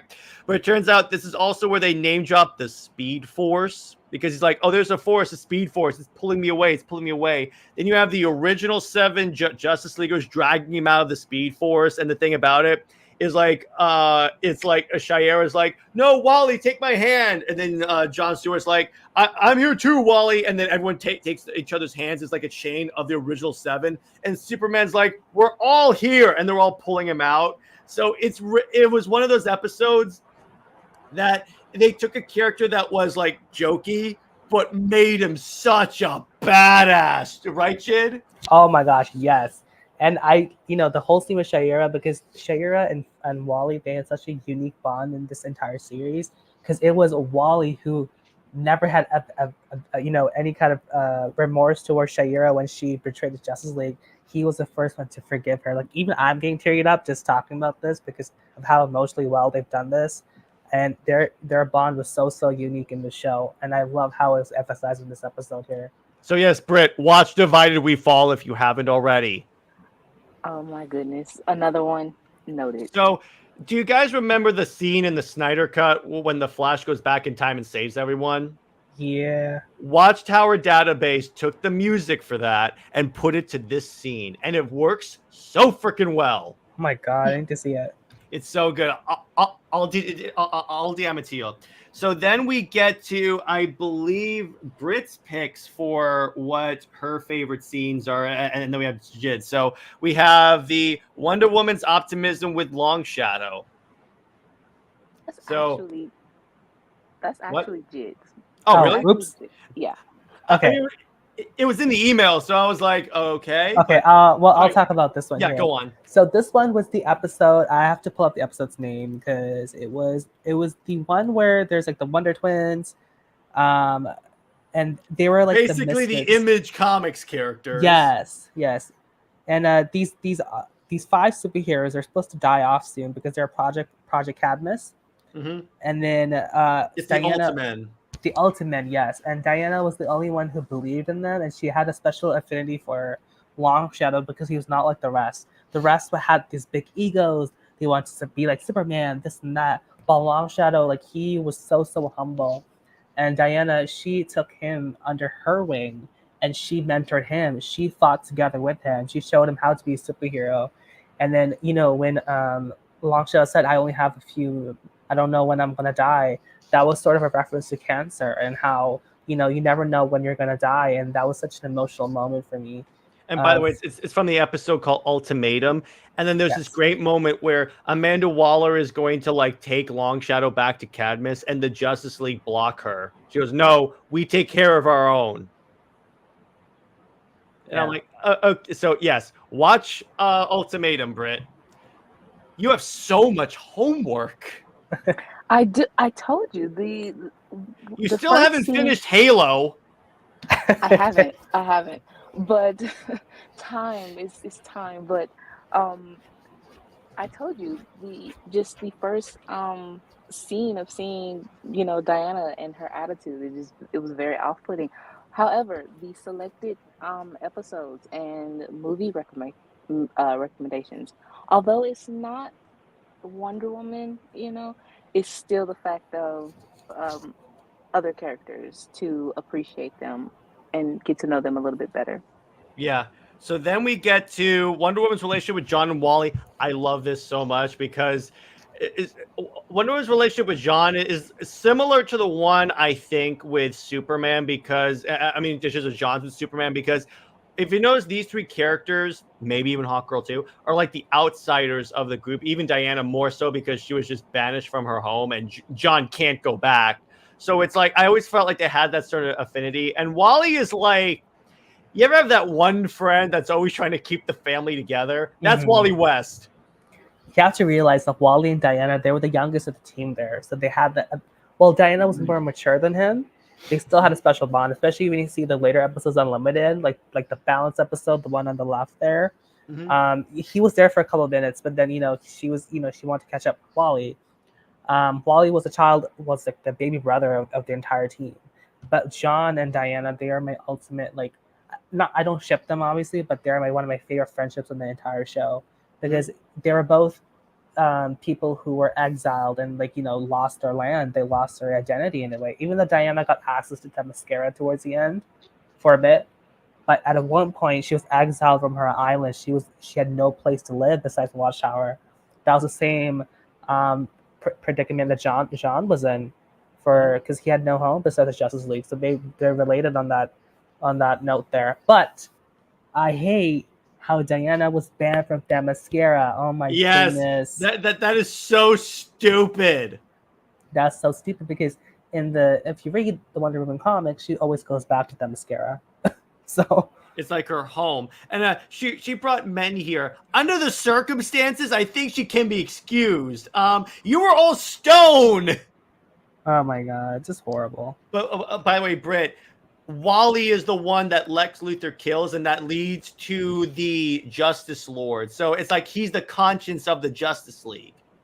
Yeah, and as just said, he's from what listening to you all and just some of the things that I did see. Yeah, I pretty much knew that Wally was like the little brother of the Justice League, and I see now why comic fans that grew up on the show prefer Wally, but at the same time, Barry was kind of that in a sense too. Can I tell you a funny story? So my co-founder of Comics League Lad, somehow, he told me that he thought this Flash was Barry Allen. What? And I'm like, they literally call him Wally! I get the first season, but after season 2, you can tell that's Wally. They're like, what? They even take off his hood and he's got red hair. Oh my gosh. In a great moment when Flash is like, I mean, I trust you guys, but I don't know if I trust you with my identity. And then Batman's like, Clark Kent, Wally West, Bruce Wayne, Diana Prince, and he just names everyone. He goes, okay, are we done now? I love that. But yeah, I love Wally West. Now, let me say this. For this next slide, I have never been more confused with an email because when Brit sent me this, it said Diana's body T, and I thought oh my god, Brit, I did not think you would keep it in there. I was joking. Oh my goodness. I literally thought it was a typo, and I'm like, maybe it was a typo. So I DM Brit. I'm like, what the hell is body T? Oh my god. I have never been more confused in my life. Okay, I was gonna say the character design, honestly, it goes hard. Yeah, I like it. I love the character design and the voice. Susan Eisenberg, she is a goat when it comes to the vocals for the voice for Wonder Woman. That is someone who to this day, I read the Wonder Woman in her voice. I will say though, she also is good as evil Wonder Woman in the case of Injustice. Say what you want about the idea of Wonder Woman being the villain of Injustice. She also plays a good evil Wonder Woman. No, her voice is fantastic. I mean, it is. We need to get it to a point where we do need to move on from Susan Eisenberg's reign as Wonder Woman, because that is a very much a 2000s era of Wonder Woman, in my opinion. Yeah. But then again, this is the standard for how Diana should, I don't know, it is so weird how Susan misinterprets Diana and how she perceives Diana, but she gives such a fantastic voice for her. I will say also, and Brit, we have said this many times, they actually got the skin tone correct on Wonder Woman to a degree, because Brit and I have said that at this point, Wonder Woman, in live action at least, has to have an accent and has to be of a certain skin tone because she comes from Greece or like a Greece Mediterranean area, and it doesn't make sense for someone to show up and sound a lot like Susan Eisenberg. It was kind of funny when Gal was cast as Wonder Woman. Literally, I was like, but Wonder Woman's an American. It didn't compute for me. Then I was like, and then after I saw like the Wonder Woman movie, I was like, oh yeah, it does work better if she has an accent. But yeah, I do think. Let me put it this way: Susan Eisenberg will always be associated with Wonder Woman, rightfully so, in terms of voice acting. But yes, I don't like it when that means she's the only one that can play the role. Because there are plenty of other actresses. Like, I like the Timmverse Wonder Woman voice actress too. Static, yep, she's really good. Dude, by the way, voiced Talia in Arkham City. Oh yeah, Rosario Dawson is pretty good. Vanessa Marshall is really good. The 2009 movie Terry Russell, she was fantastic too as Diana. Yeah, so she was good. That movie script may have been cringe as hell, but it wasn't that. She was a good portrayal. But yeah, so Brit, your thoughts on all this? All right. Well, first, the email, Jared. We talk about Beyonce and Megan all the time. I don't listen to them, so how do I know this? You don't listen to them, but you know what they look like. Okay, okay. You know what? The next time I'm gonna start talking to you in Green Lantern terminology. See how you like it. I'm gonna start quoting Halo. Jared, you know me, so you know. I don't listen to Beyonce. How do I know these references? I thought it was a typo. It's not listening. It's looking. But her design, yes, of course, her is what we expect from Wonder Woman, and it's not the Amazon that is overly buff or anything like that, but she does have the curvaceous type design, and within at least this image, she does have the right skin tone.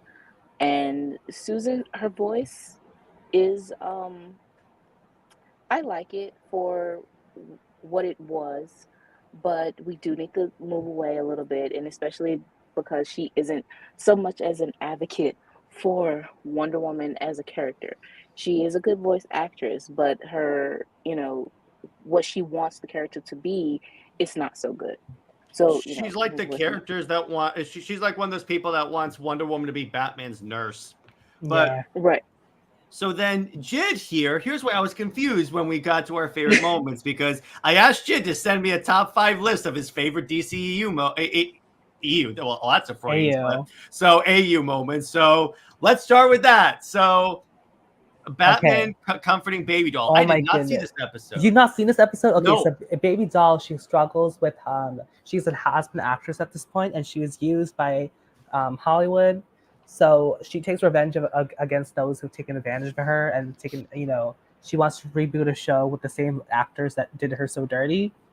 So then she is confronted by Batman, and Batman shows her her real self before the woman she wants to be, instead of the whole baby doll persona that she is right now.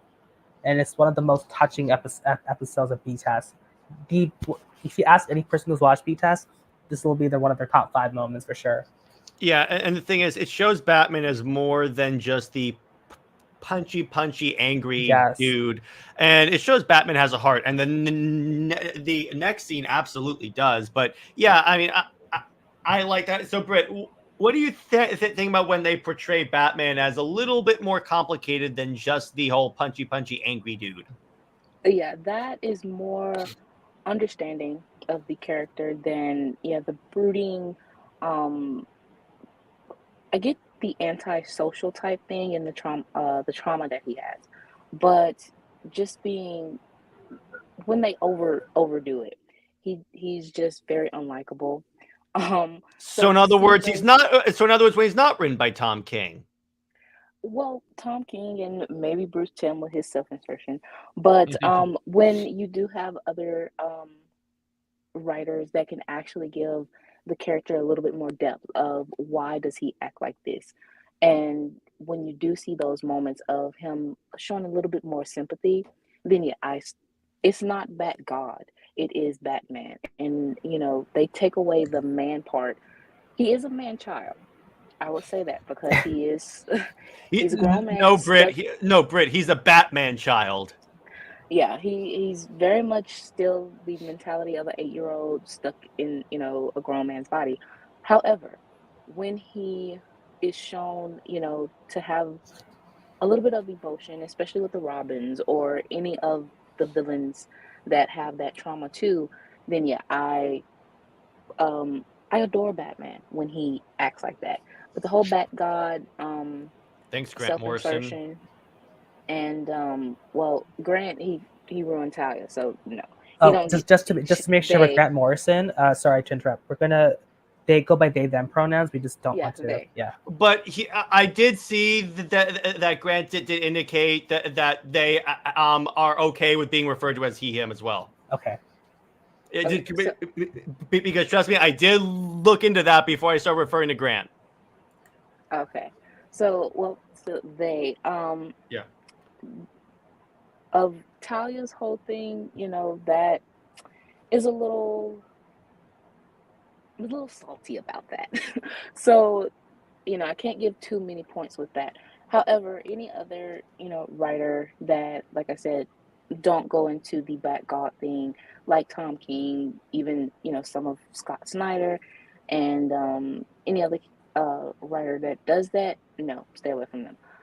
But writers that can write Batman as the traumatized, self-aware, traumatized man-child that helps, other traumatized individuals, I can, tolerate the character a little bit more. Mm-hmm. Okay, so continuing on, Jid has another one of my personal favorites, is the one good scene from the epilogue episode. So, Britt, in the same episode where they make Terry Batman's clone, they drop this. Jid, elaborate. Oh my gosh, this is one of the most emotional moments in Justice League Unlimited. Period. It's when Ace, like, she is dying. She, again, this is very similar to Grandy's death too in the Terror Beyond. And then Batman has to kill Ace, but of course he's a no-kill rule. And two, and Ace knew that he was not going to kill her. And then Ace literally dies in Bruce's arms, and Ace undoes all the damage that she's done to, was it Gotham? Yeah, it was Gotham, I think, where she did all that, where she turned everything into like a tropical forest. Mm-hmm. And yeah, then exactly. Yeah, and Arkham. It was Arkham, I think. And then it was so touching. And to me, this is again why Batman was the best character from the DC universe. Besides, the problematic parts with Wonder Woman and she will not be named, but this is one of the most well done Batman adaptations, in my opinion. Yeah, so it's like this individual is dying, and she just asked Batman, "Will you stay with me as I die?" And Batman just sits there and holds her hand. And again, Britt, getting to your point, that this is the moment when they really show how human Batman can be. And mind you, Joker also groomed Ace in the in the Wild Cards episode. Jesus. So yeah, I love Britt's reaction every time we tell her stuff. Yes, and it was actually really creepy. The Joker and Ace had a really a borderline sexual relationship. It was kind of implied. What is with the DCAU creator? Harley Quinn, she had beef. She had some kind of resentment against Ace in that universe. Again, really, really weird. Early 2000s. What question? Yeah. What is with these creatives and pairing very old men with very young women? And Ace is a minor. That's the thing. It's even worse with that. It's very much self-insertion, the midlife crisis type thing. If it's self-insertion, I'm a little concerned with who DC's hiring, but beyond that. So we've talked about the Flash almost sacrificing himself at the end of Divided We Fall. Total god tier Flash moment, and it's one of those like when you think of the Flash, these are the moments that come to you. It would have been hilarious if if instead of maybe hitting Luthor, he went back in time, but still, I guess that they didn't want to do Flashpoint, or Flashpoint was not a thing yet. But anyway, so Jid, elaborate further on why this scene is awesome. Again, there's nothing to. I mean, what else can we say? Like the Justice League, they literally go. Because it's kind of an allegory to how the Justice Lords, they lost their Wally and then they became dictators. So in this universe, they're also scared of losing Wally because what if he does die in this universe and then they become and when dictators? when they think he dies, Brit, there's a moment when when Superman has Lex by his throat. Wonder Woman goes to like maybe talk Superman down. Bruce just holds up his hand and basically says, "Trust Clark, he will get through this." And then Superman goes, "I'm not that guy." And then he just lets he just puts Lex Luthor down. So no, it shows that in this universe, it shows that the Justice Lords thing is unique to that universe and not this main Superman. So it's kind of funny. You could kind of use this as a thing of like, if Lois Lane dies, Superman does not automatically turn into Homelander. Well, you see, that's the thing is what Injustice and the Justice Lords, Injustice, the first video game, it showed that this is an alternate universe, and you have the good, version versus the bad version. That's what it is. But when you go further into Injustice 2 or the comic, tie-ins, and you make Injustice a world of its own, and it's kind of like the main thing, and you forget that it, a lot of the readers forget that this is an alternate universe. So now you have just this simplified problem with thinking that Superman will turn evil if he has a basically one bad day. And then with the Justice Lords, again, you can tell the difference between this is an alternate timeline universe and these are the main heroes. And even if they are teetering over the edge, they won't go that far. Exactly. And that's the problem, is when people take Injustice as, oh, this will happen all the time. And I'm like, no, it won't. So then we get to the so tell us about the Justice Guild, Jid. Okay, so Justice Guild, they were like an allegory for the Justice Society of America. Obviously, because the Justice Society wasn't allowed to be on the network for some reason because of rights issues and stuff like that. So what they did was they created the Green Guardsman, Tom Turbine, the Black Siren, and then some, I forget the two names of these guys, but they're meant to be the Wildcat, Guy, not Guy Gardner, like in this, Alan Scott, Black Canary, obviously the Dina Drake, and then we have the Flash as well, the first one ever, Jay Garrick. So it's kind of a homage to them, and then also Wildcat as well there. So what happens is Wally rescues Shaira, Jean, and they end up in the Justice Guild universe. But it's a figment of an imagination of a young boy who's obsessed with these comic book characters. And then it's so sad because Jon Stewart admired these characters growing up. These are the people that made him a hero. But, they made a really, really interesting distinction with racism, too. I think it was the Speed guy? Yeah, he said, you're a credit to your people. I don't know who it was. It must have been the Flash or must have been someone else. I think it was the Flash, I believe. Flash, yeah. And then he said, you must be a credit to your people. And, again, that goes back to how problematic the Golden Age was, because Golden Age, there was tons of racist rhetoric during that time. Oh, yeah. Yeah, and then even it was very much America first, America this, America that. And that was the whole thing with the Wonder Woman, too.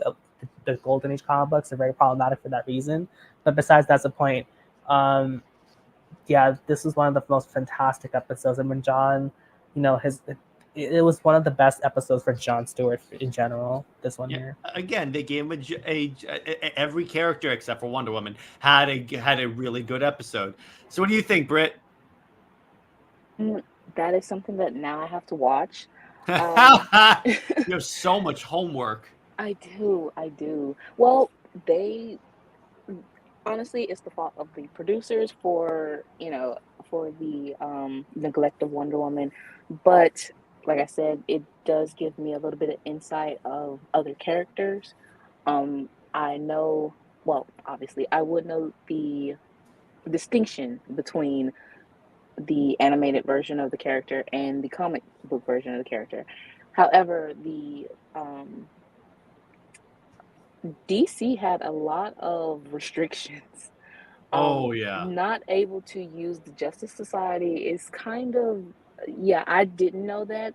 I yeah, so I really want to research a little bit more of that. And yeah, so this is another episode that will be on my recommendation list. Hell yeah. And so then we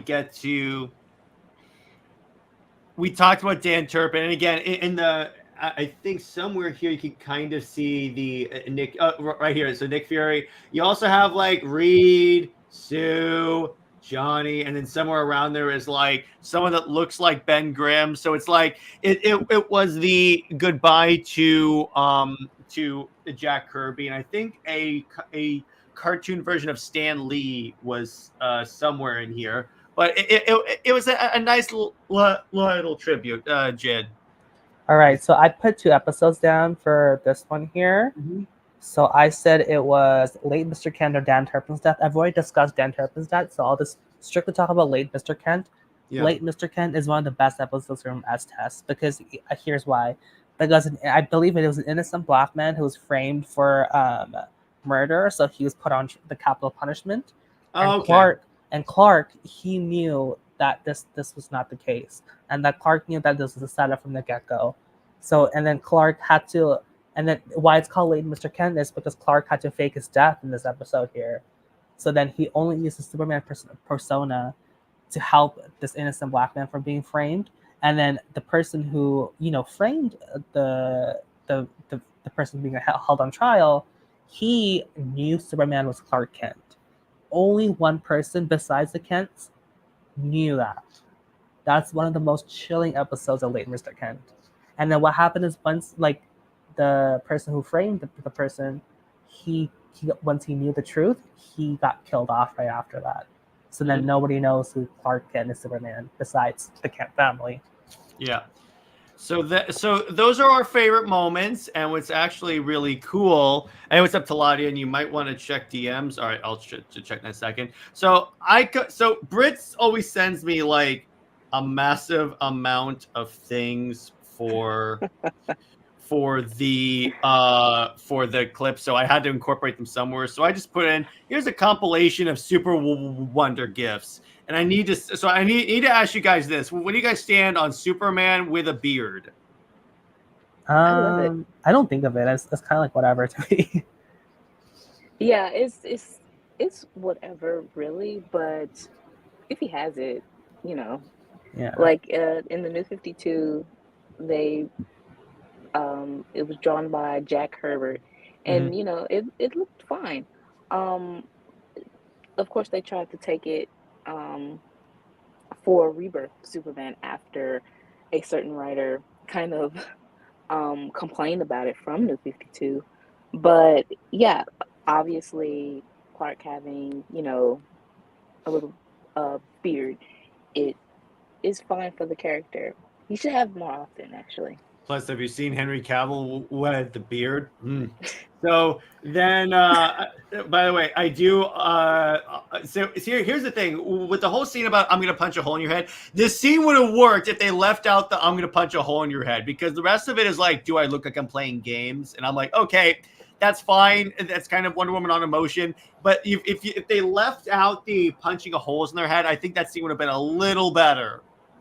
Would have been more compelling if Diana put down Toyman and was like, no, this is not what Clark would have wanted.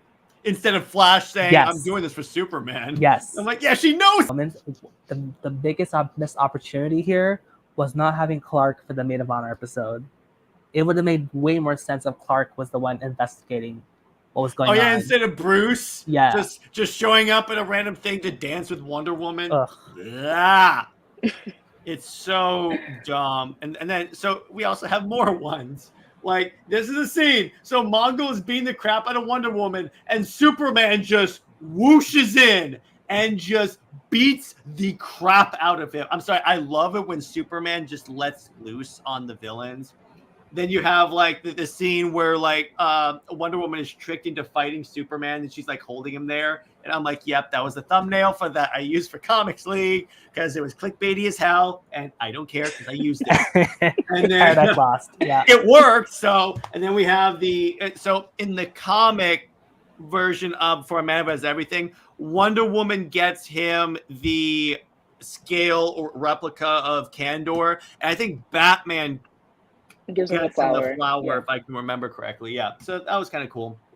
But and then we have like Wonder Woman and Superman doing stuff. So now let's go into a little more depth on the DCAU's treatment of Wonder Woman, how they destroyed it. So Brit, fully explain to the audience the whole 18 years old thing.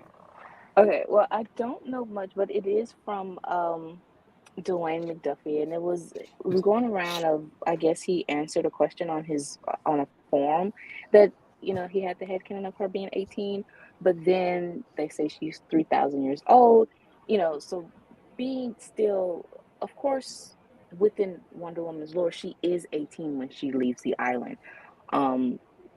But trying to have it here and having her with a crush or pining after a much older man is just weird.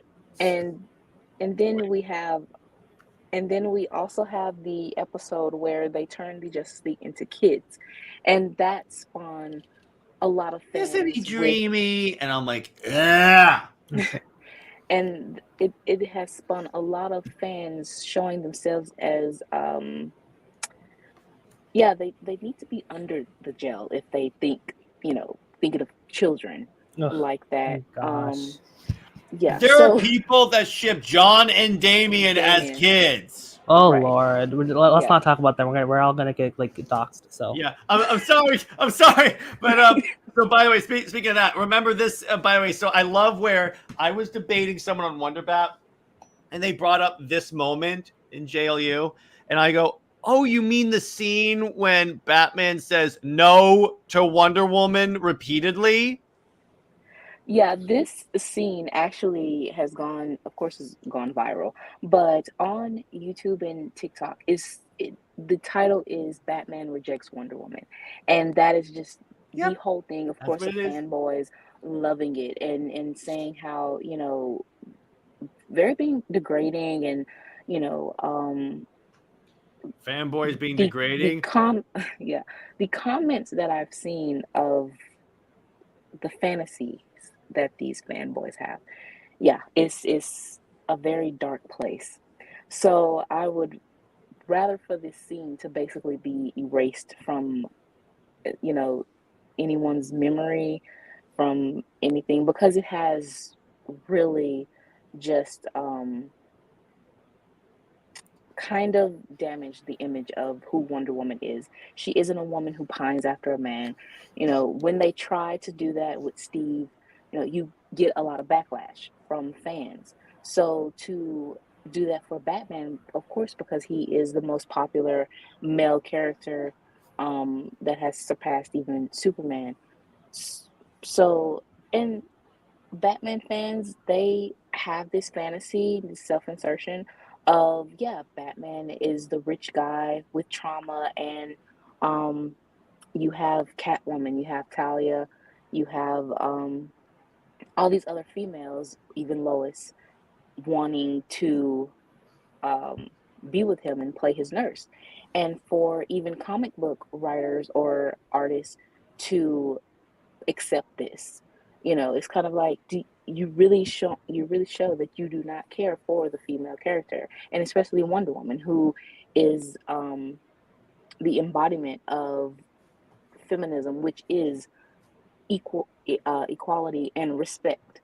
So speaking of not understanding feminism, there's one more moment. I didn't mention it here because I knew Brit was gonna send me the what are the most BS moments of the DCAU.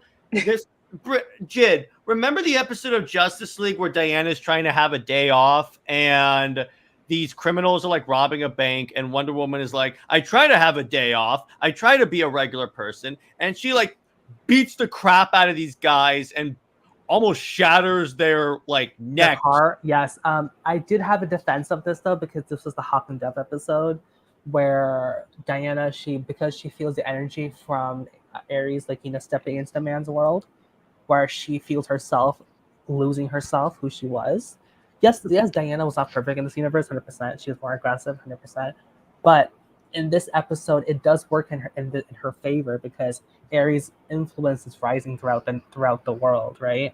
So that would work had she not acted like this. Had she not acted like this before, exactly. That excuse would work if this was just one episode where that happened. But it's like that's who she is in this universe. Yeah.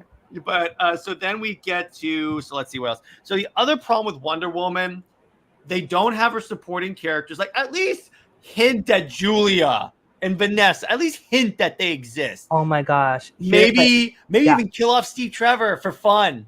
But anyway, but it's like in the one. Well, actually, there are two Wonder Woman villains, Cheetah and Giganta. She barely fights. Cersei. Oh, and Cersei. Yeah. But they barely fight. Mm-hmm. I'm like, what? They fight Batman and the Justice League more. Batman seduces Cheetah. Well, and there is Ares in this too. We can't leave him out there. Okay, that's true. But everyone always uses Ares. But my point is, there's not enough Wonder Woman villains, and they always use the same ones over and over and over again. And then that's my Cersei, thing. Yeah, go ahead. Sorry.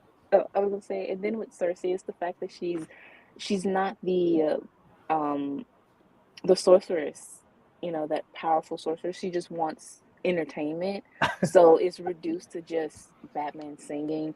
It really just played on Wonder Woman's showing the lack of, but also her villains are just jokes. And this gets back to what Sam said the last time he was on my show. Is we were talking about Wonder Woman Bloodlines, and what that was is because I asked him, why don't we see like more like Wonder Woman animated movies or Wonder Woman Love? And he said, at least from a executive position, Wonder Woman does not have iconic villains. We know otherwise, but it's essentially like, according to like the general audience, they don't know her villains like they know Batman's or Superman's even, or Spider-Man's even. And it's like to the general audience and to the executives, she doesn't have iconic storylines. She does. Again, I want to reiterate this. We know she does, but according to them, she doesn't. And this just feeds that. And my thing is like, she gets banned off the Themyscira. Okay, but where is her second mother Julia and her second sister Vanessa? Yeah. They're not mentioned in the show anywhere at all. So she's basically a homeless 18-year-old in the watchtower by herself. Well, the other thing is the show does nothing to establish that Cheetah and Giganta are Wonder Woman villains. They're just happy to be there with Lex. Because Giganta in this universe, she gets recruited by Gorilla Grodd, right? Oh, That's yeah. what happens with that one. But even Cheetah, I'm like, you should at least link those two, because obviously we know Lex and Superman, Batman, Joker, even they had the Rogue show up for Flash. And then for crying out loud, they had to make up a Wonder Woman villain called Aresia. First of all, Aresia, she is inspired by Mala. If you don't know who Mala is. Oh, yeah, I know who Mala is. Yeah, so Mala, she basically was supposed to be she and Diana came very close to competition, and Mala lost because it was between her and Diana, and she lost. That was supposed to be Aresia technically, because of the whole look and the whole her being blonde. Mm-hmm. But then, I was gonna bring this up. I feel like the episode with Aresia was probably one of the worst depictions of Wonder Woman in that universe, and here's why: because they have someone who was so angry with men, and it seems very, very misogynistic in how that is played, because that feeds into how the radical feminism is, and how women who hate men so much are this vicious and this malignant and this violent and this and that, when they should have shown how Aresia has trauma from the war that she endured in her lifetime. They didn't express that at all. They made her flat out evil. They could have shown both sides. I'll give you that, instead of being heavy-handed, because they did right showing that that type of radicalness is wrong, but you also have to show why she got to that point, because all we know is that she just washed up on the shore and hated men. Actually, Exactly. it looks poorly on the Amazons because it looks like they taught her to hate men. Exactly. So obviously, as we know from the last time the three of us were on an episode, DC disrespecting the Amazons, yes.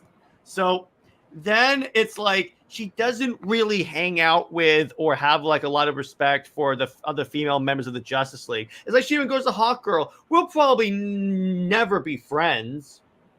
And I'm Oh my like, god. what? No, because with Starcross, she literally told Shira to her face I should leave you to Byrne.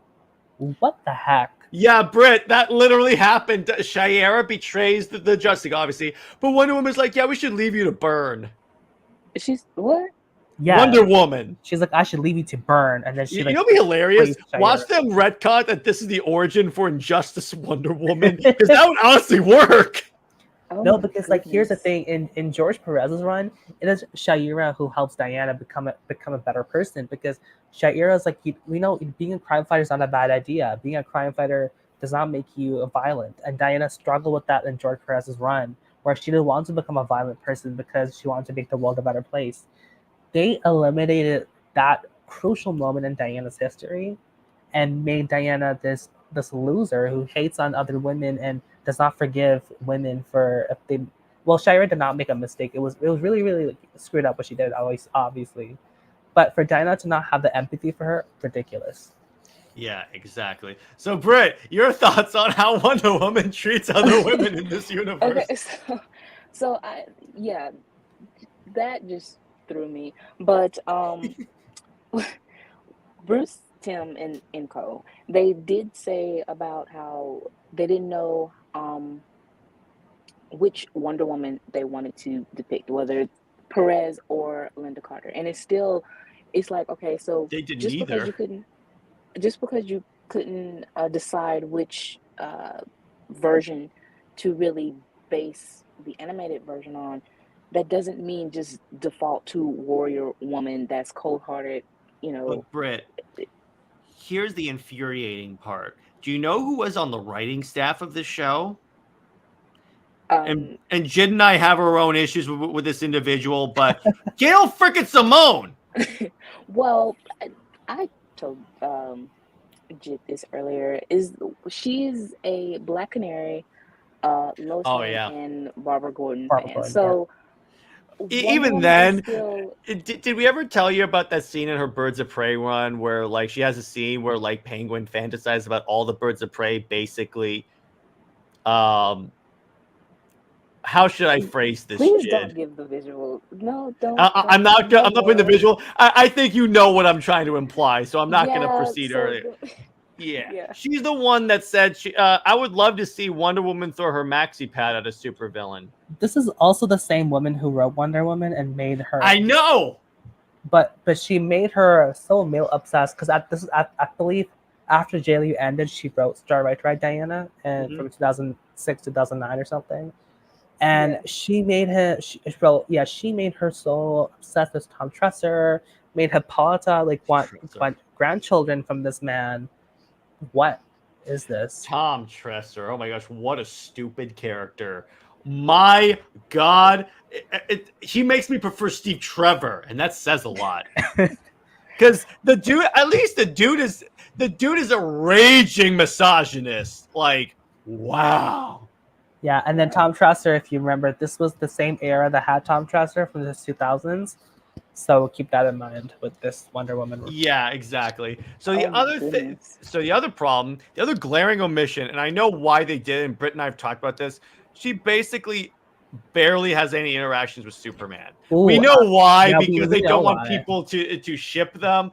That's going to happen anyway, dude. So, well, here's the thing. In your need to make them not ship with Superman, you put her with someone that arguably is the worst person for Wonder Woman. No, but here's the thing, though. They were actually really close the first few episodes. Like Paradise Lost, her and Clark were really close. Clark was kind of like the older brother figure for Diana in this universe at first.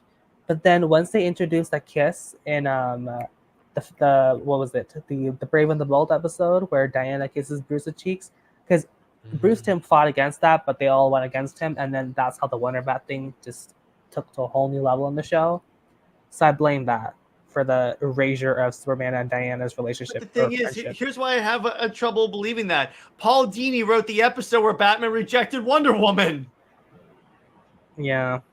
That's why I'm always like, I'm pretty sure it was Bruce Timm that had an involvement, and Eisenberg is just trying to like run interference because she still works with Bruce because of like of DC animated stuff. So I highly doubt, because look at Bruce Timm's record when it comes to pairing Batman with characters.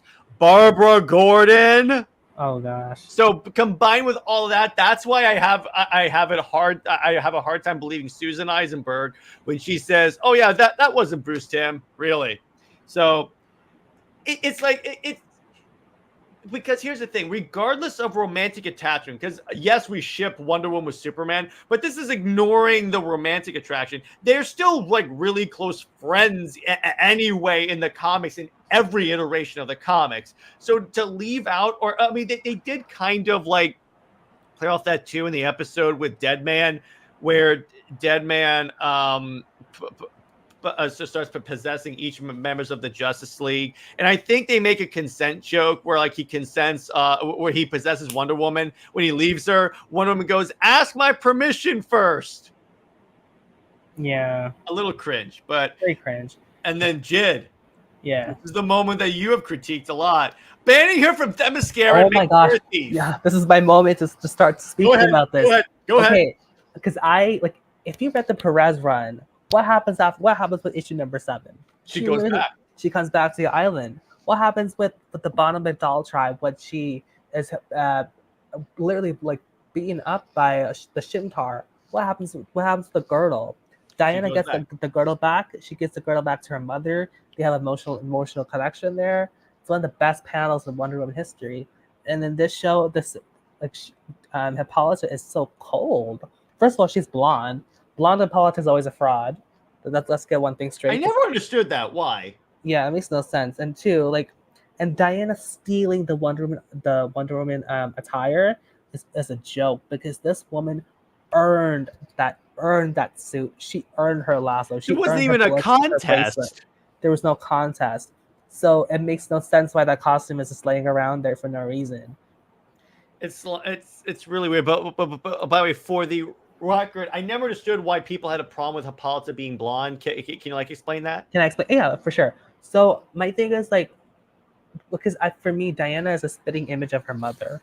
Okay, I see. She's a mother's daughter, right? That makes sense. Yeah. Okay, I understand that now. So, Brit, how do you feel about Wonder Woman being a thief and being banished from Themyscira? I have to phrase it that way because I want that reaction from Brit. Okay, so first, going back to the Superman thing, Bruce Timm did have this thing where all the fans are acting like parrots, and reiterate this all the time about the jock and cheerleader analogy for Clark and Diana. Yeah, it's really, you don't know the characters if you try to associate them with being the quarterback, jock, and a cheerleader. Diana is never a cheerleader. Clark, he was only a quarterback, football player, that all-star type thing in early post-crisis. So, still that does not associate with their relationship. And also the fact of giving, lines that Diana had, or their relationship, trying to diminish it, or even in New Frontier. Bruce Timm did produce that, and he gave Lois Diana's lines because he didn't want shipping. So it's just kind of you didn't have to. First off, Bruce, you have no control over who characters are about what characters are shipped. Right. So but if you didn't want it to be shipped, I mean, like you said, you have no control over that. But just the insecurity and the priorities of these producers, you are okay in accepting of shipping minors with grown beat men, but you are against a relationship that has been there for decades. That's a problem. And they are of age, within comic lore. Then with here, Diane, again, this is why I stayed away from DCAU, and it makes me want to stay away from it even more so, actually. Um, Again, I'm just going to watch the recommended Just watch episodes the and stuff we movies. tell you to. Yes, but everything else is completely like a no-go for me.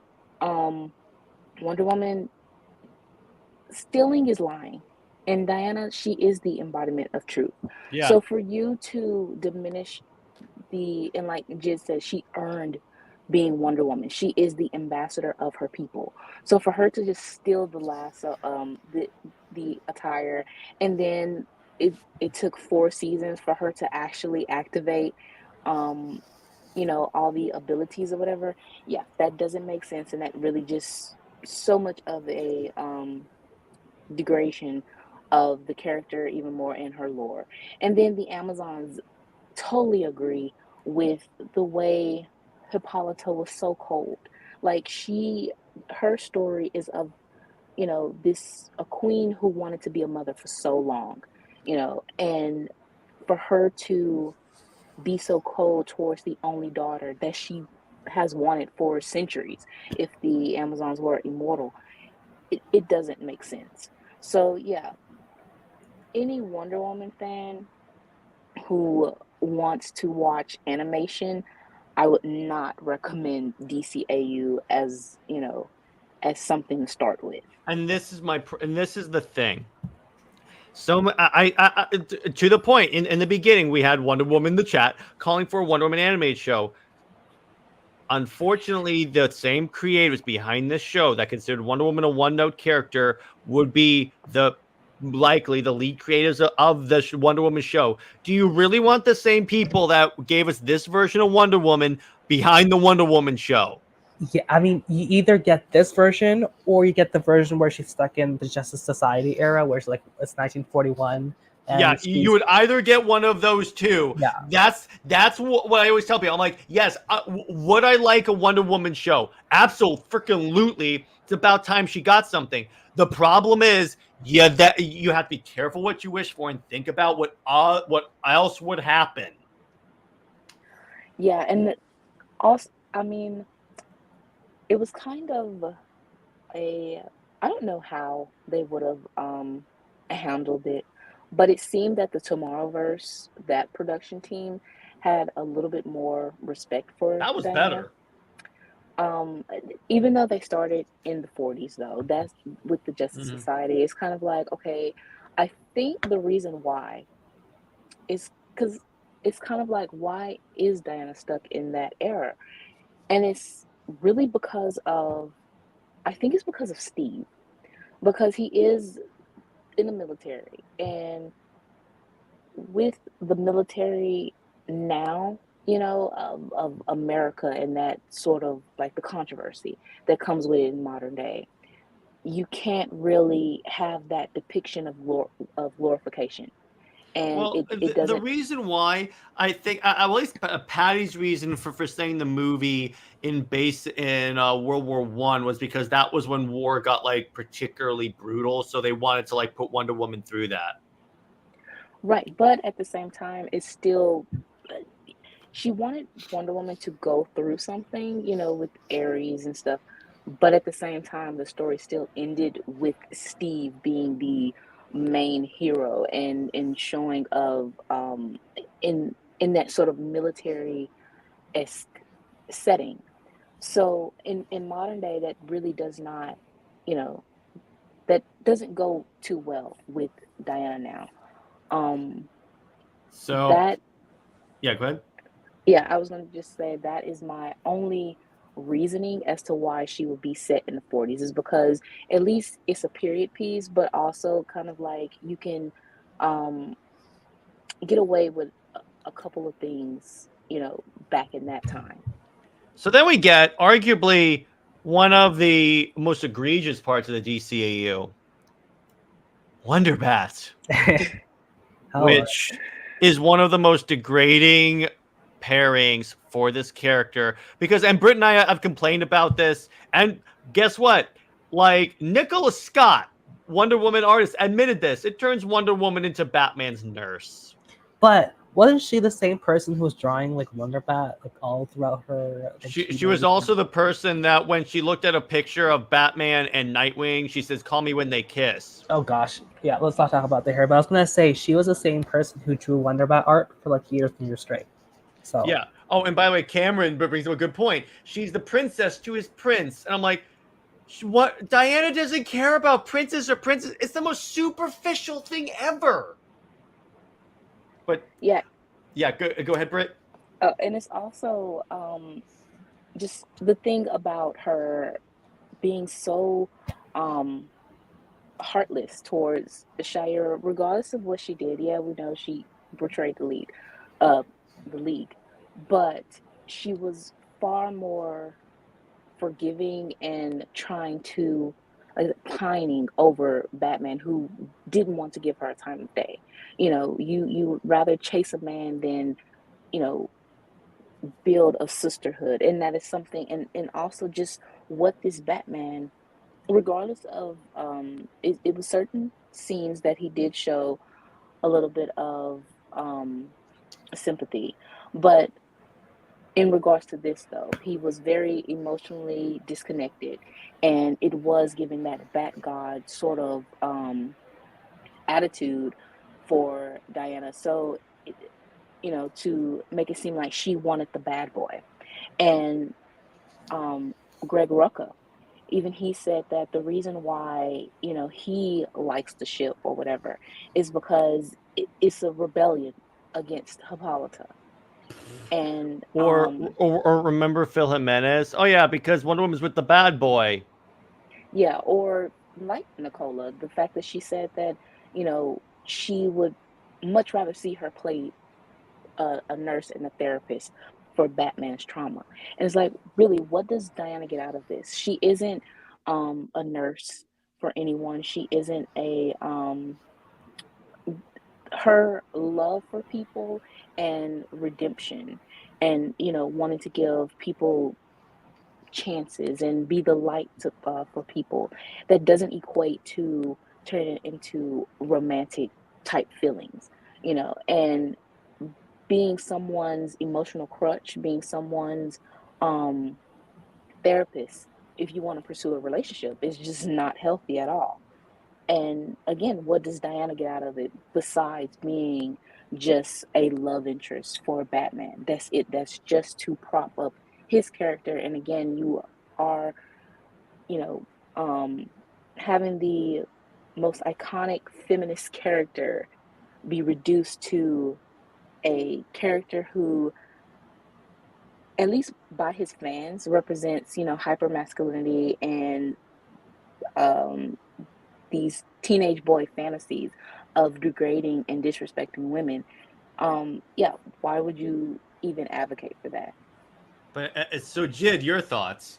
Okay, so I'm gonna get so much tomatoes thrown at me right now.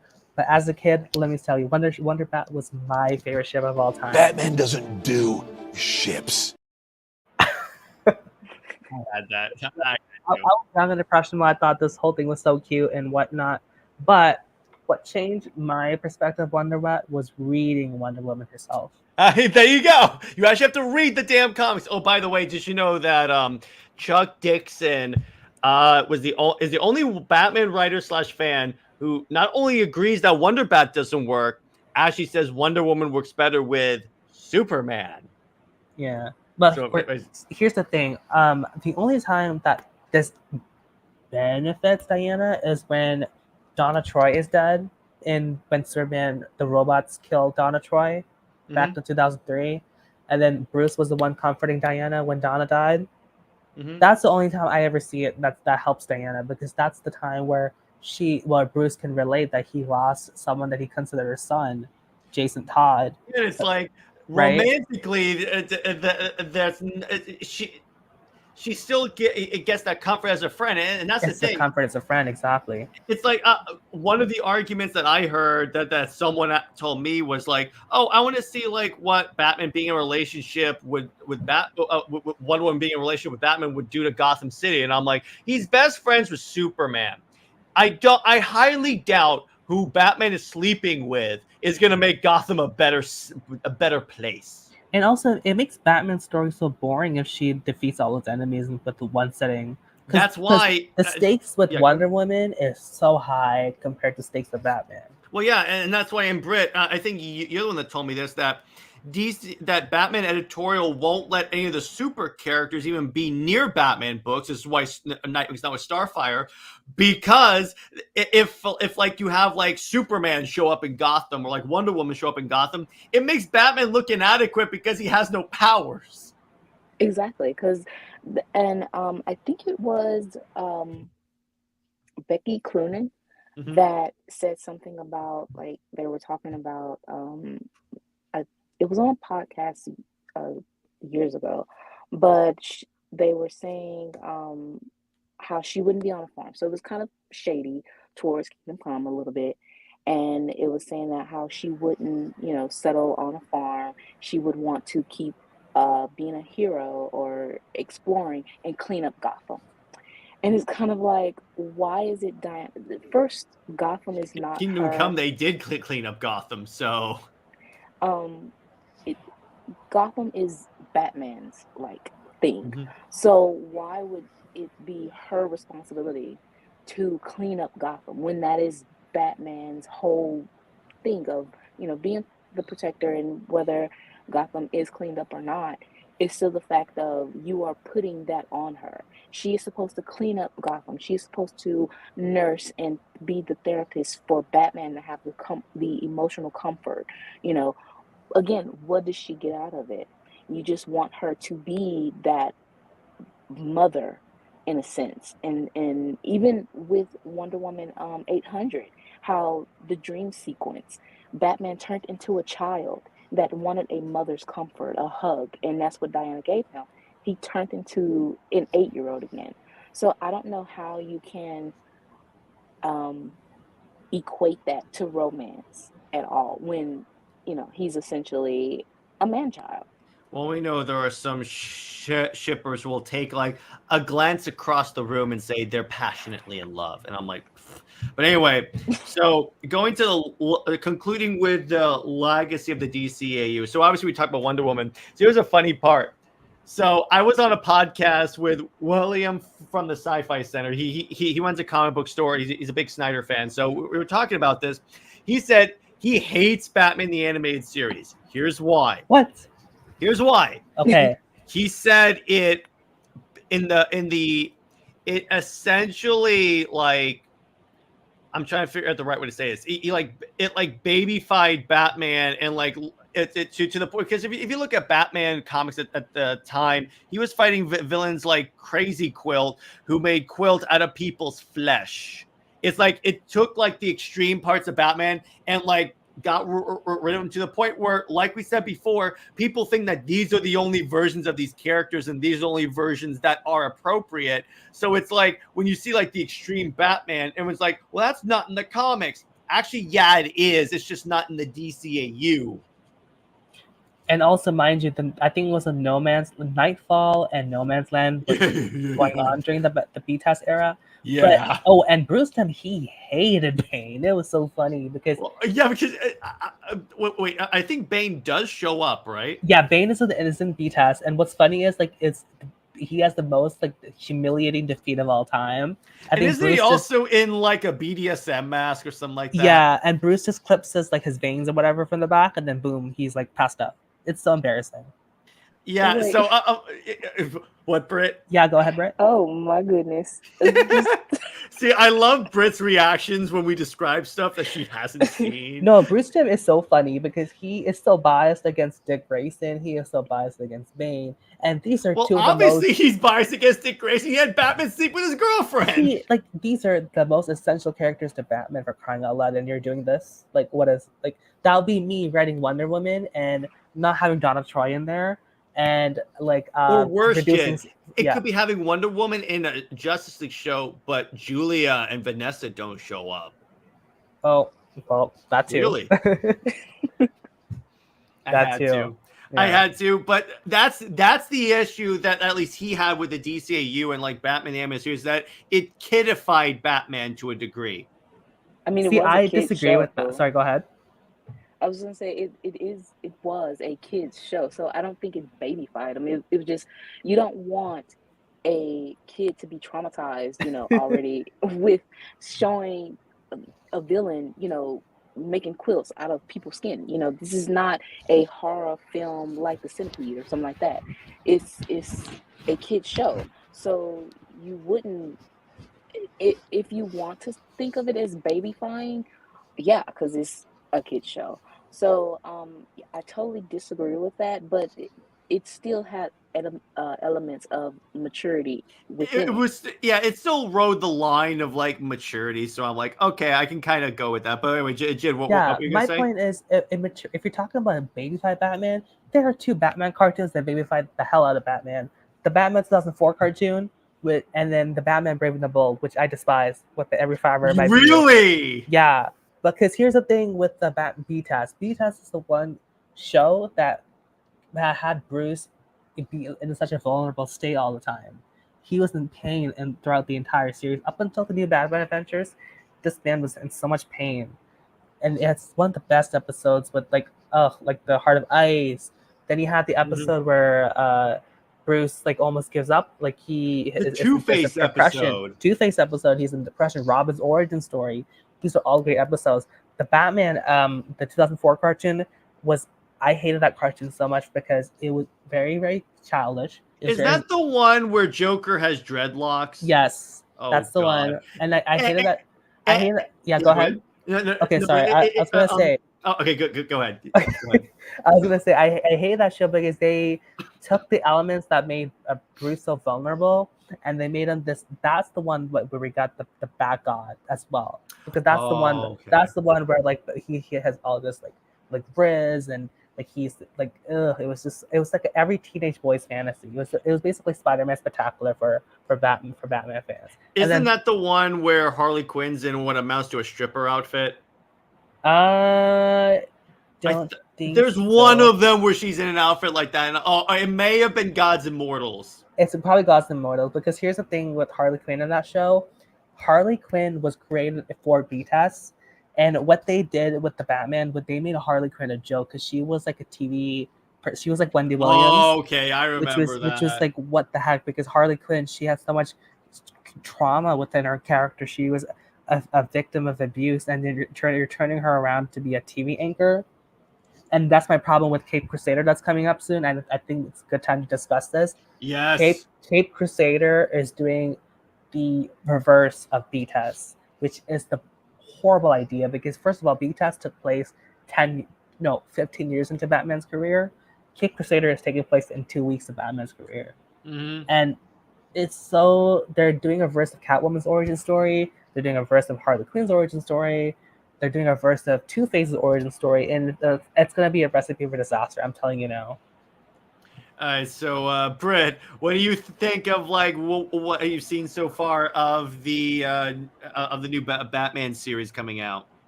Well, I totally agree with Jid. It's especially with Catwoman. I mean, turning her into like this high class, heiress that ends up losing her money and then she turns into Catwoman really doesn't make sense. They want to reinvent these characters, and that's fine, but you just can't go too far. And it just feels like it feels like Bruce Timm, it was probably like scrapped ideas they've had for a very long time and now want to do so with them. You could have done this as an Elseworlds, kind of like the gods and mortals that Gods and Monsters, yeah, Gods and Monsters, gods and monsters. That is something that you could have had done with this show. But other than that, it's on Amazon and all of the episodes are dropping all at once. So so honestly, if of course everyone is going to be curious of it, so they're going to watch it, they're going to binge watch it, but it's going to be forgotten in about a week or two. So, and again, it's being on Amazon, so I don't think that it's going to impact the character as as anything. You know, Oh the yeah, you're Batman right. really, yeah, the Batman. I will say that some of the uh, it didn't really impact the character. There was another Batman show that got canceled, I think, after the first season on Cartoon Network, and it didn't impact the character. Beware. Man. Yeah, Beware. So, yeah, this show, it's just basically Bruce Timm. It seems like he had ideas just laying around, wanted to make a show out of it. Um, Matt Reeves is, uh, I guess, a producer within it too, and I guess it's expanding his universe Also, for J.J. Abrams is involved, and that's a red right, flag right there. right. So all of this, it just seems like they want to have um this sort of uh, a pie, a piece of a pie within the Batman lore. And honestly, it just seemed like a CW um, show, but in animation form. They had what was that show that got canceled like within 5 episodes with Carrie Kelly, Gotham Oliver, Knights. Oh, Gotham Knights. Oh Lord. Yeah, what a crap show. Oh my god. This yeah. is the one where the reason why Carrie Kelly's called Robin is because Batman would call her his little Robin. I no. I'm I like, mean, someone's got to look on these guys' computers at this point. I'm like, Yeah. oh my gosh. I was gonna say I am one thing I'm really afraid about is that Batman kills in this cartoon. Because Ooh, really? that's that because for me I am a hardcore Batman does not kill, Superman does not kill, Wonder Woman does not kill person. So if I see that in the Cake Crusader, I'll be screaming on Twitter at the top of my lungs. So I'm sure you will. beware. I'm sure you will. All three of us, and I'll be like, it's about damn time. But so yeah, I mean, on the whole kill thing, if it's a good story, it's fine. But Batman, because why does anyone fear Batman now if he knows he's not going to kill me? Yeah, but my thing is like because he has witnessed trauma in his life is so crucial to him. Where everyone's life. Except here's the thing. What? I guarantee you Batman has killed. They just don't address it. Like, yeah, I'm sure even this Batman's killed. I'm sure every movie Batman is killed. Well, I was going to mention Batman is responsible for one of the female characters' death in B-Test. Yeah. So Do you know by what I'm his talking own, about? who? Okay, so it was the episode with Bane, and Oh, okay. I think the Bane was having a relationship with this woman, who was also like in relationship with Rupert Thorne.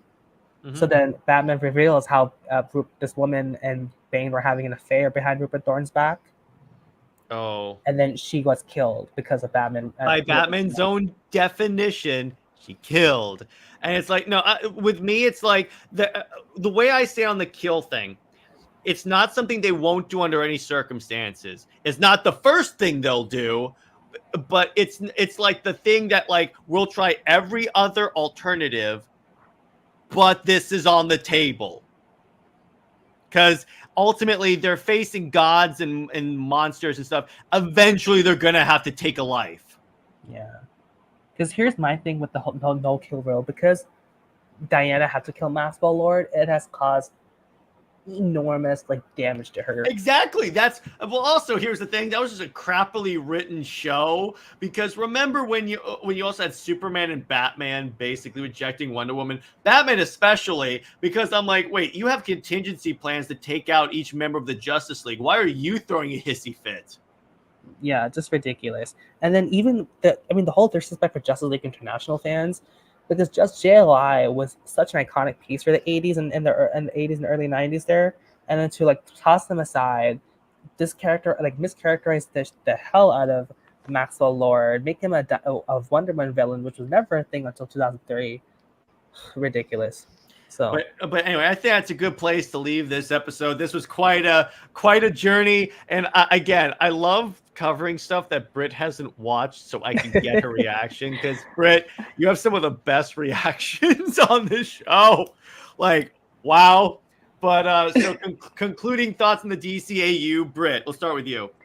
Um, honestly, it's either you guys want me traumatized or you want me emotionally, A little bit of both, a little bit of A, a little bit of column B. yeah. Um, Still, I'm glad that I never really did a deep dive of the DCAU younger, because I guess my thoughts on the characters would have probably been that. I'm glad that I started, waited until I was more interested in the comics to actually read to understand the characters. Um, I am going to watch the movies and the episodes recommended.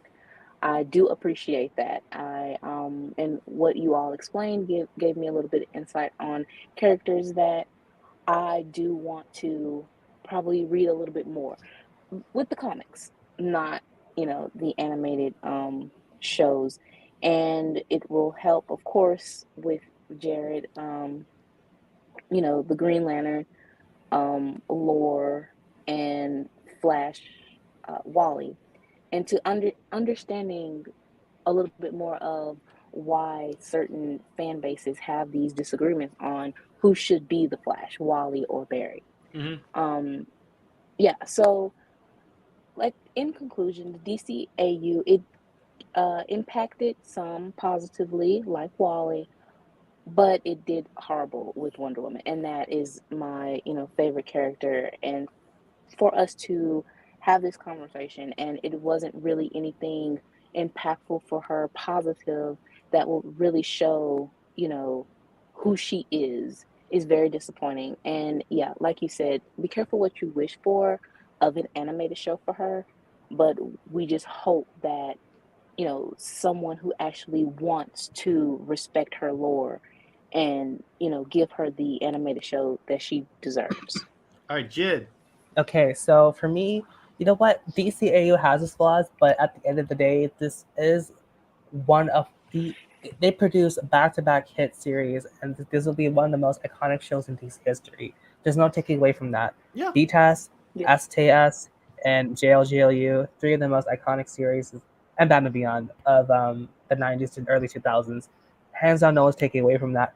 And while we are in an age where we go back in time and criticize, or not even criticize, call out the problematic stuff, because it's not just the DCAU that has problems.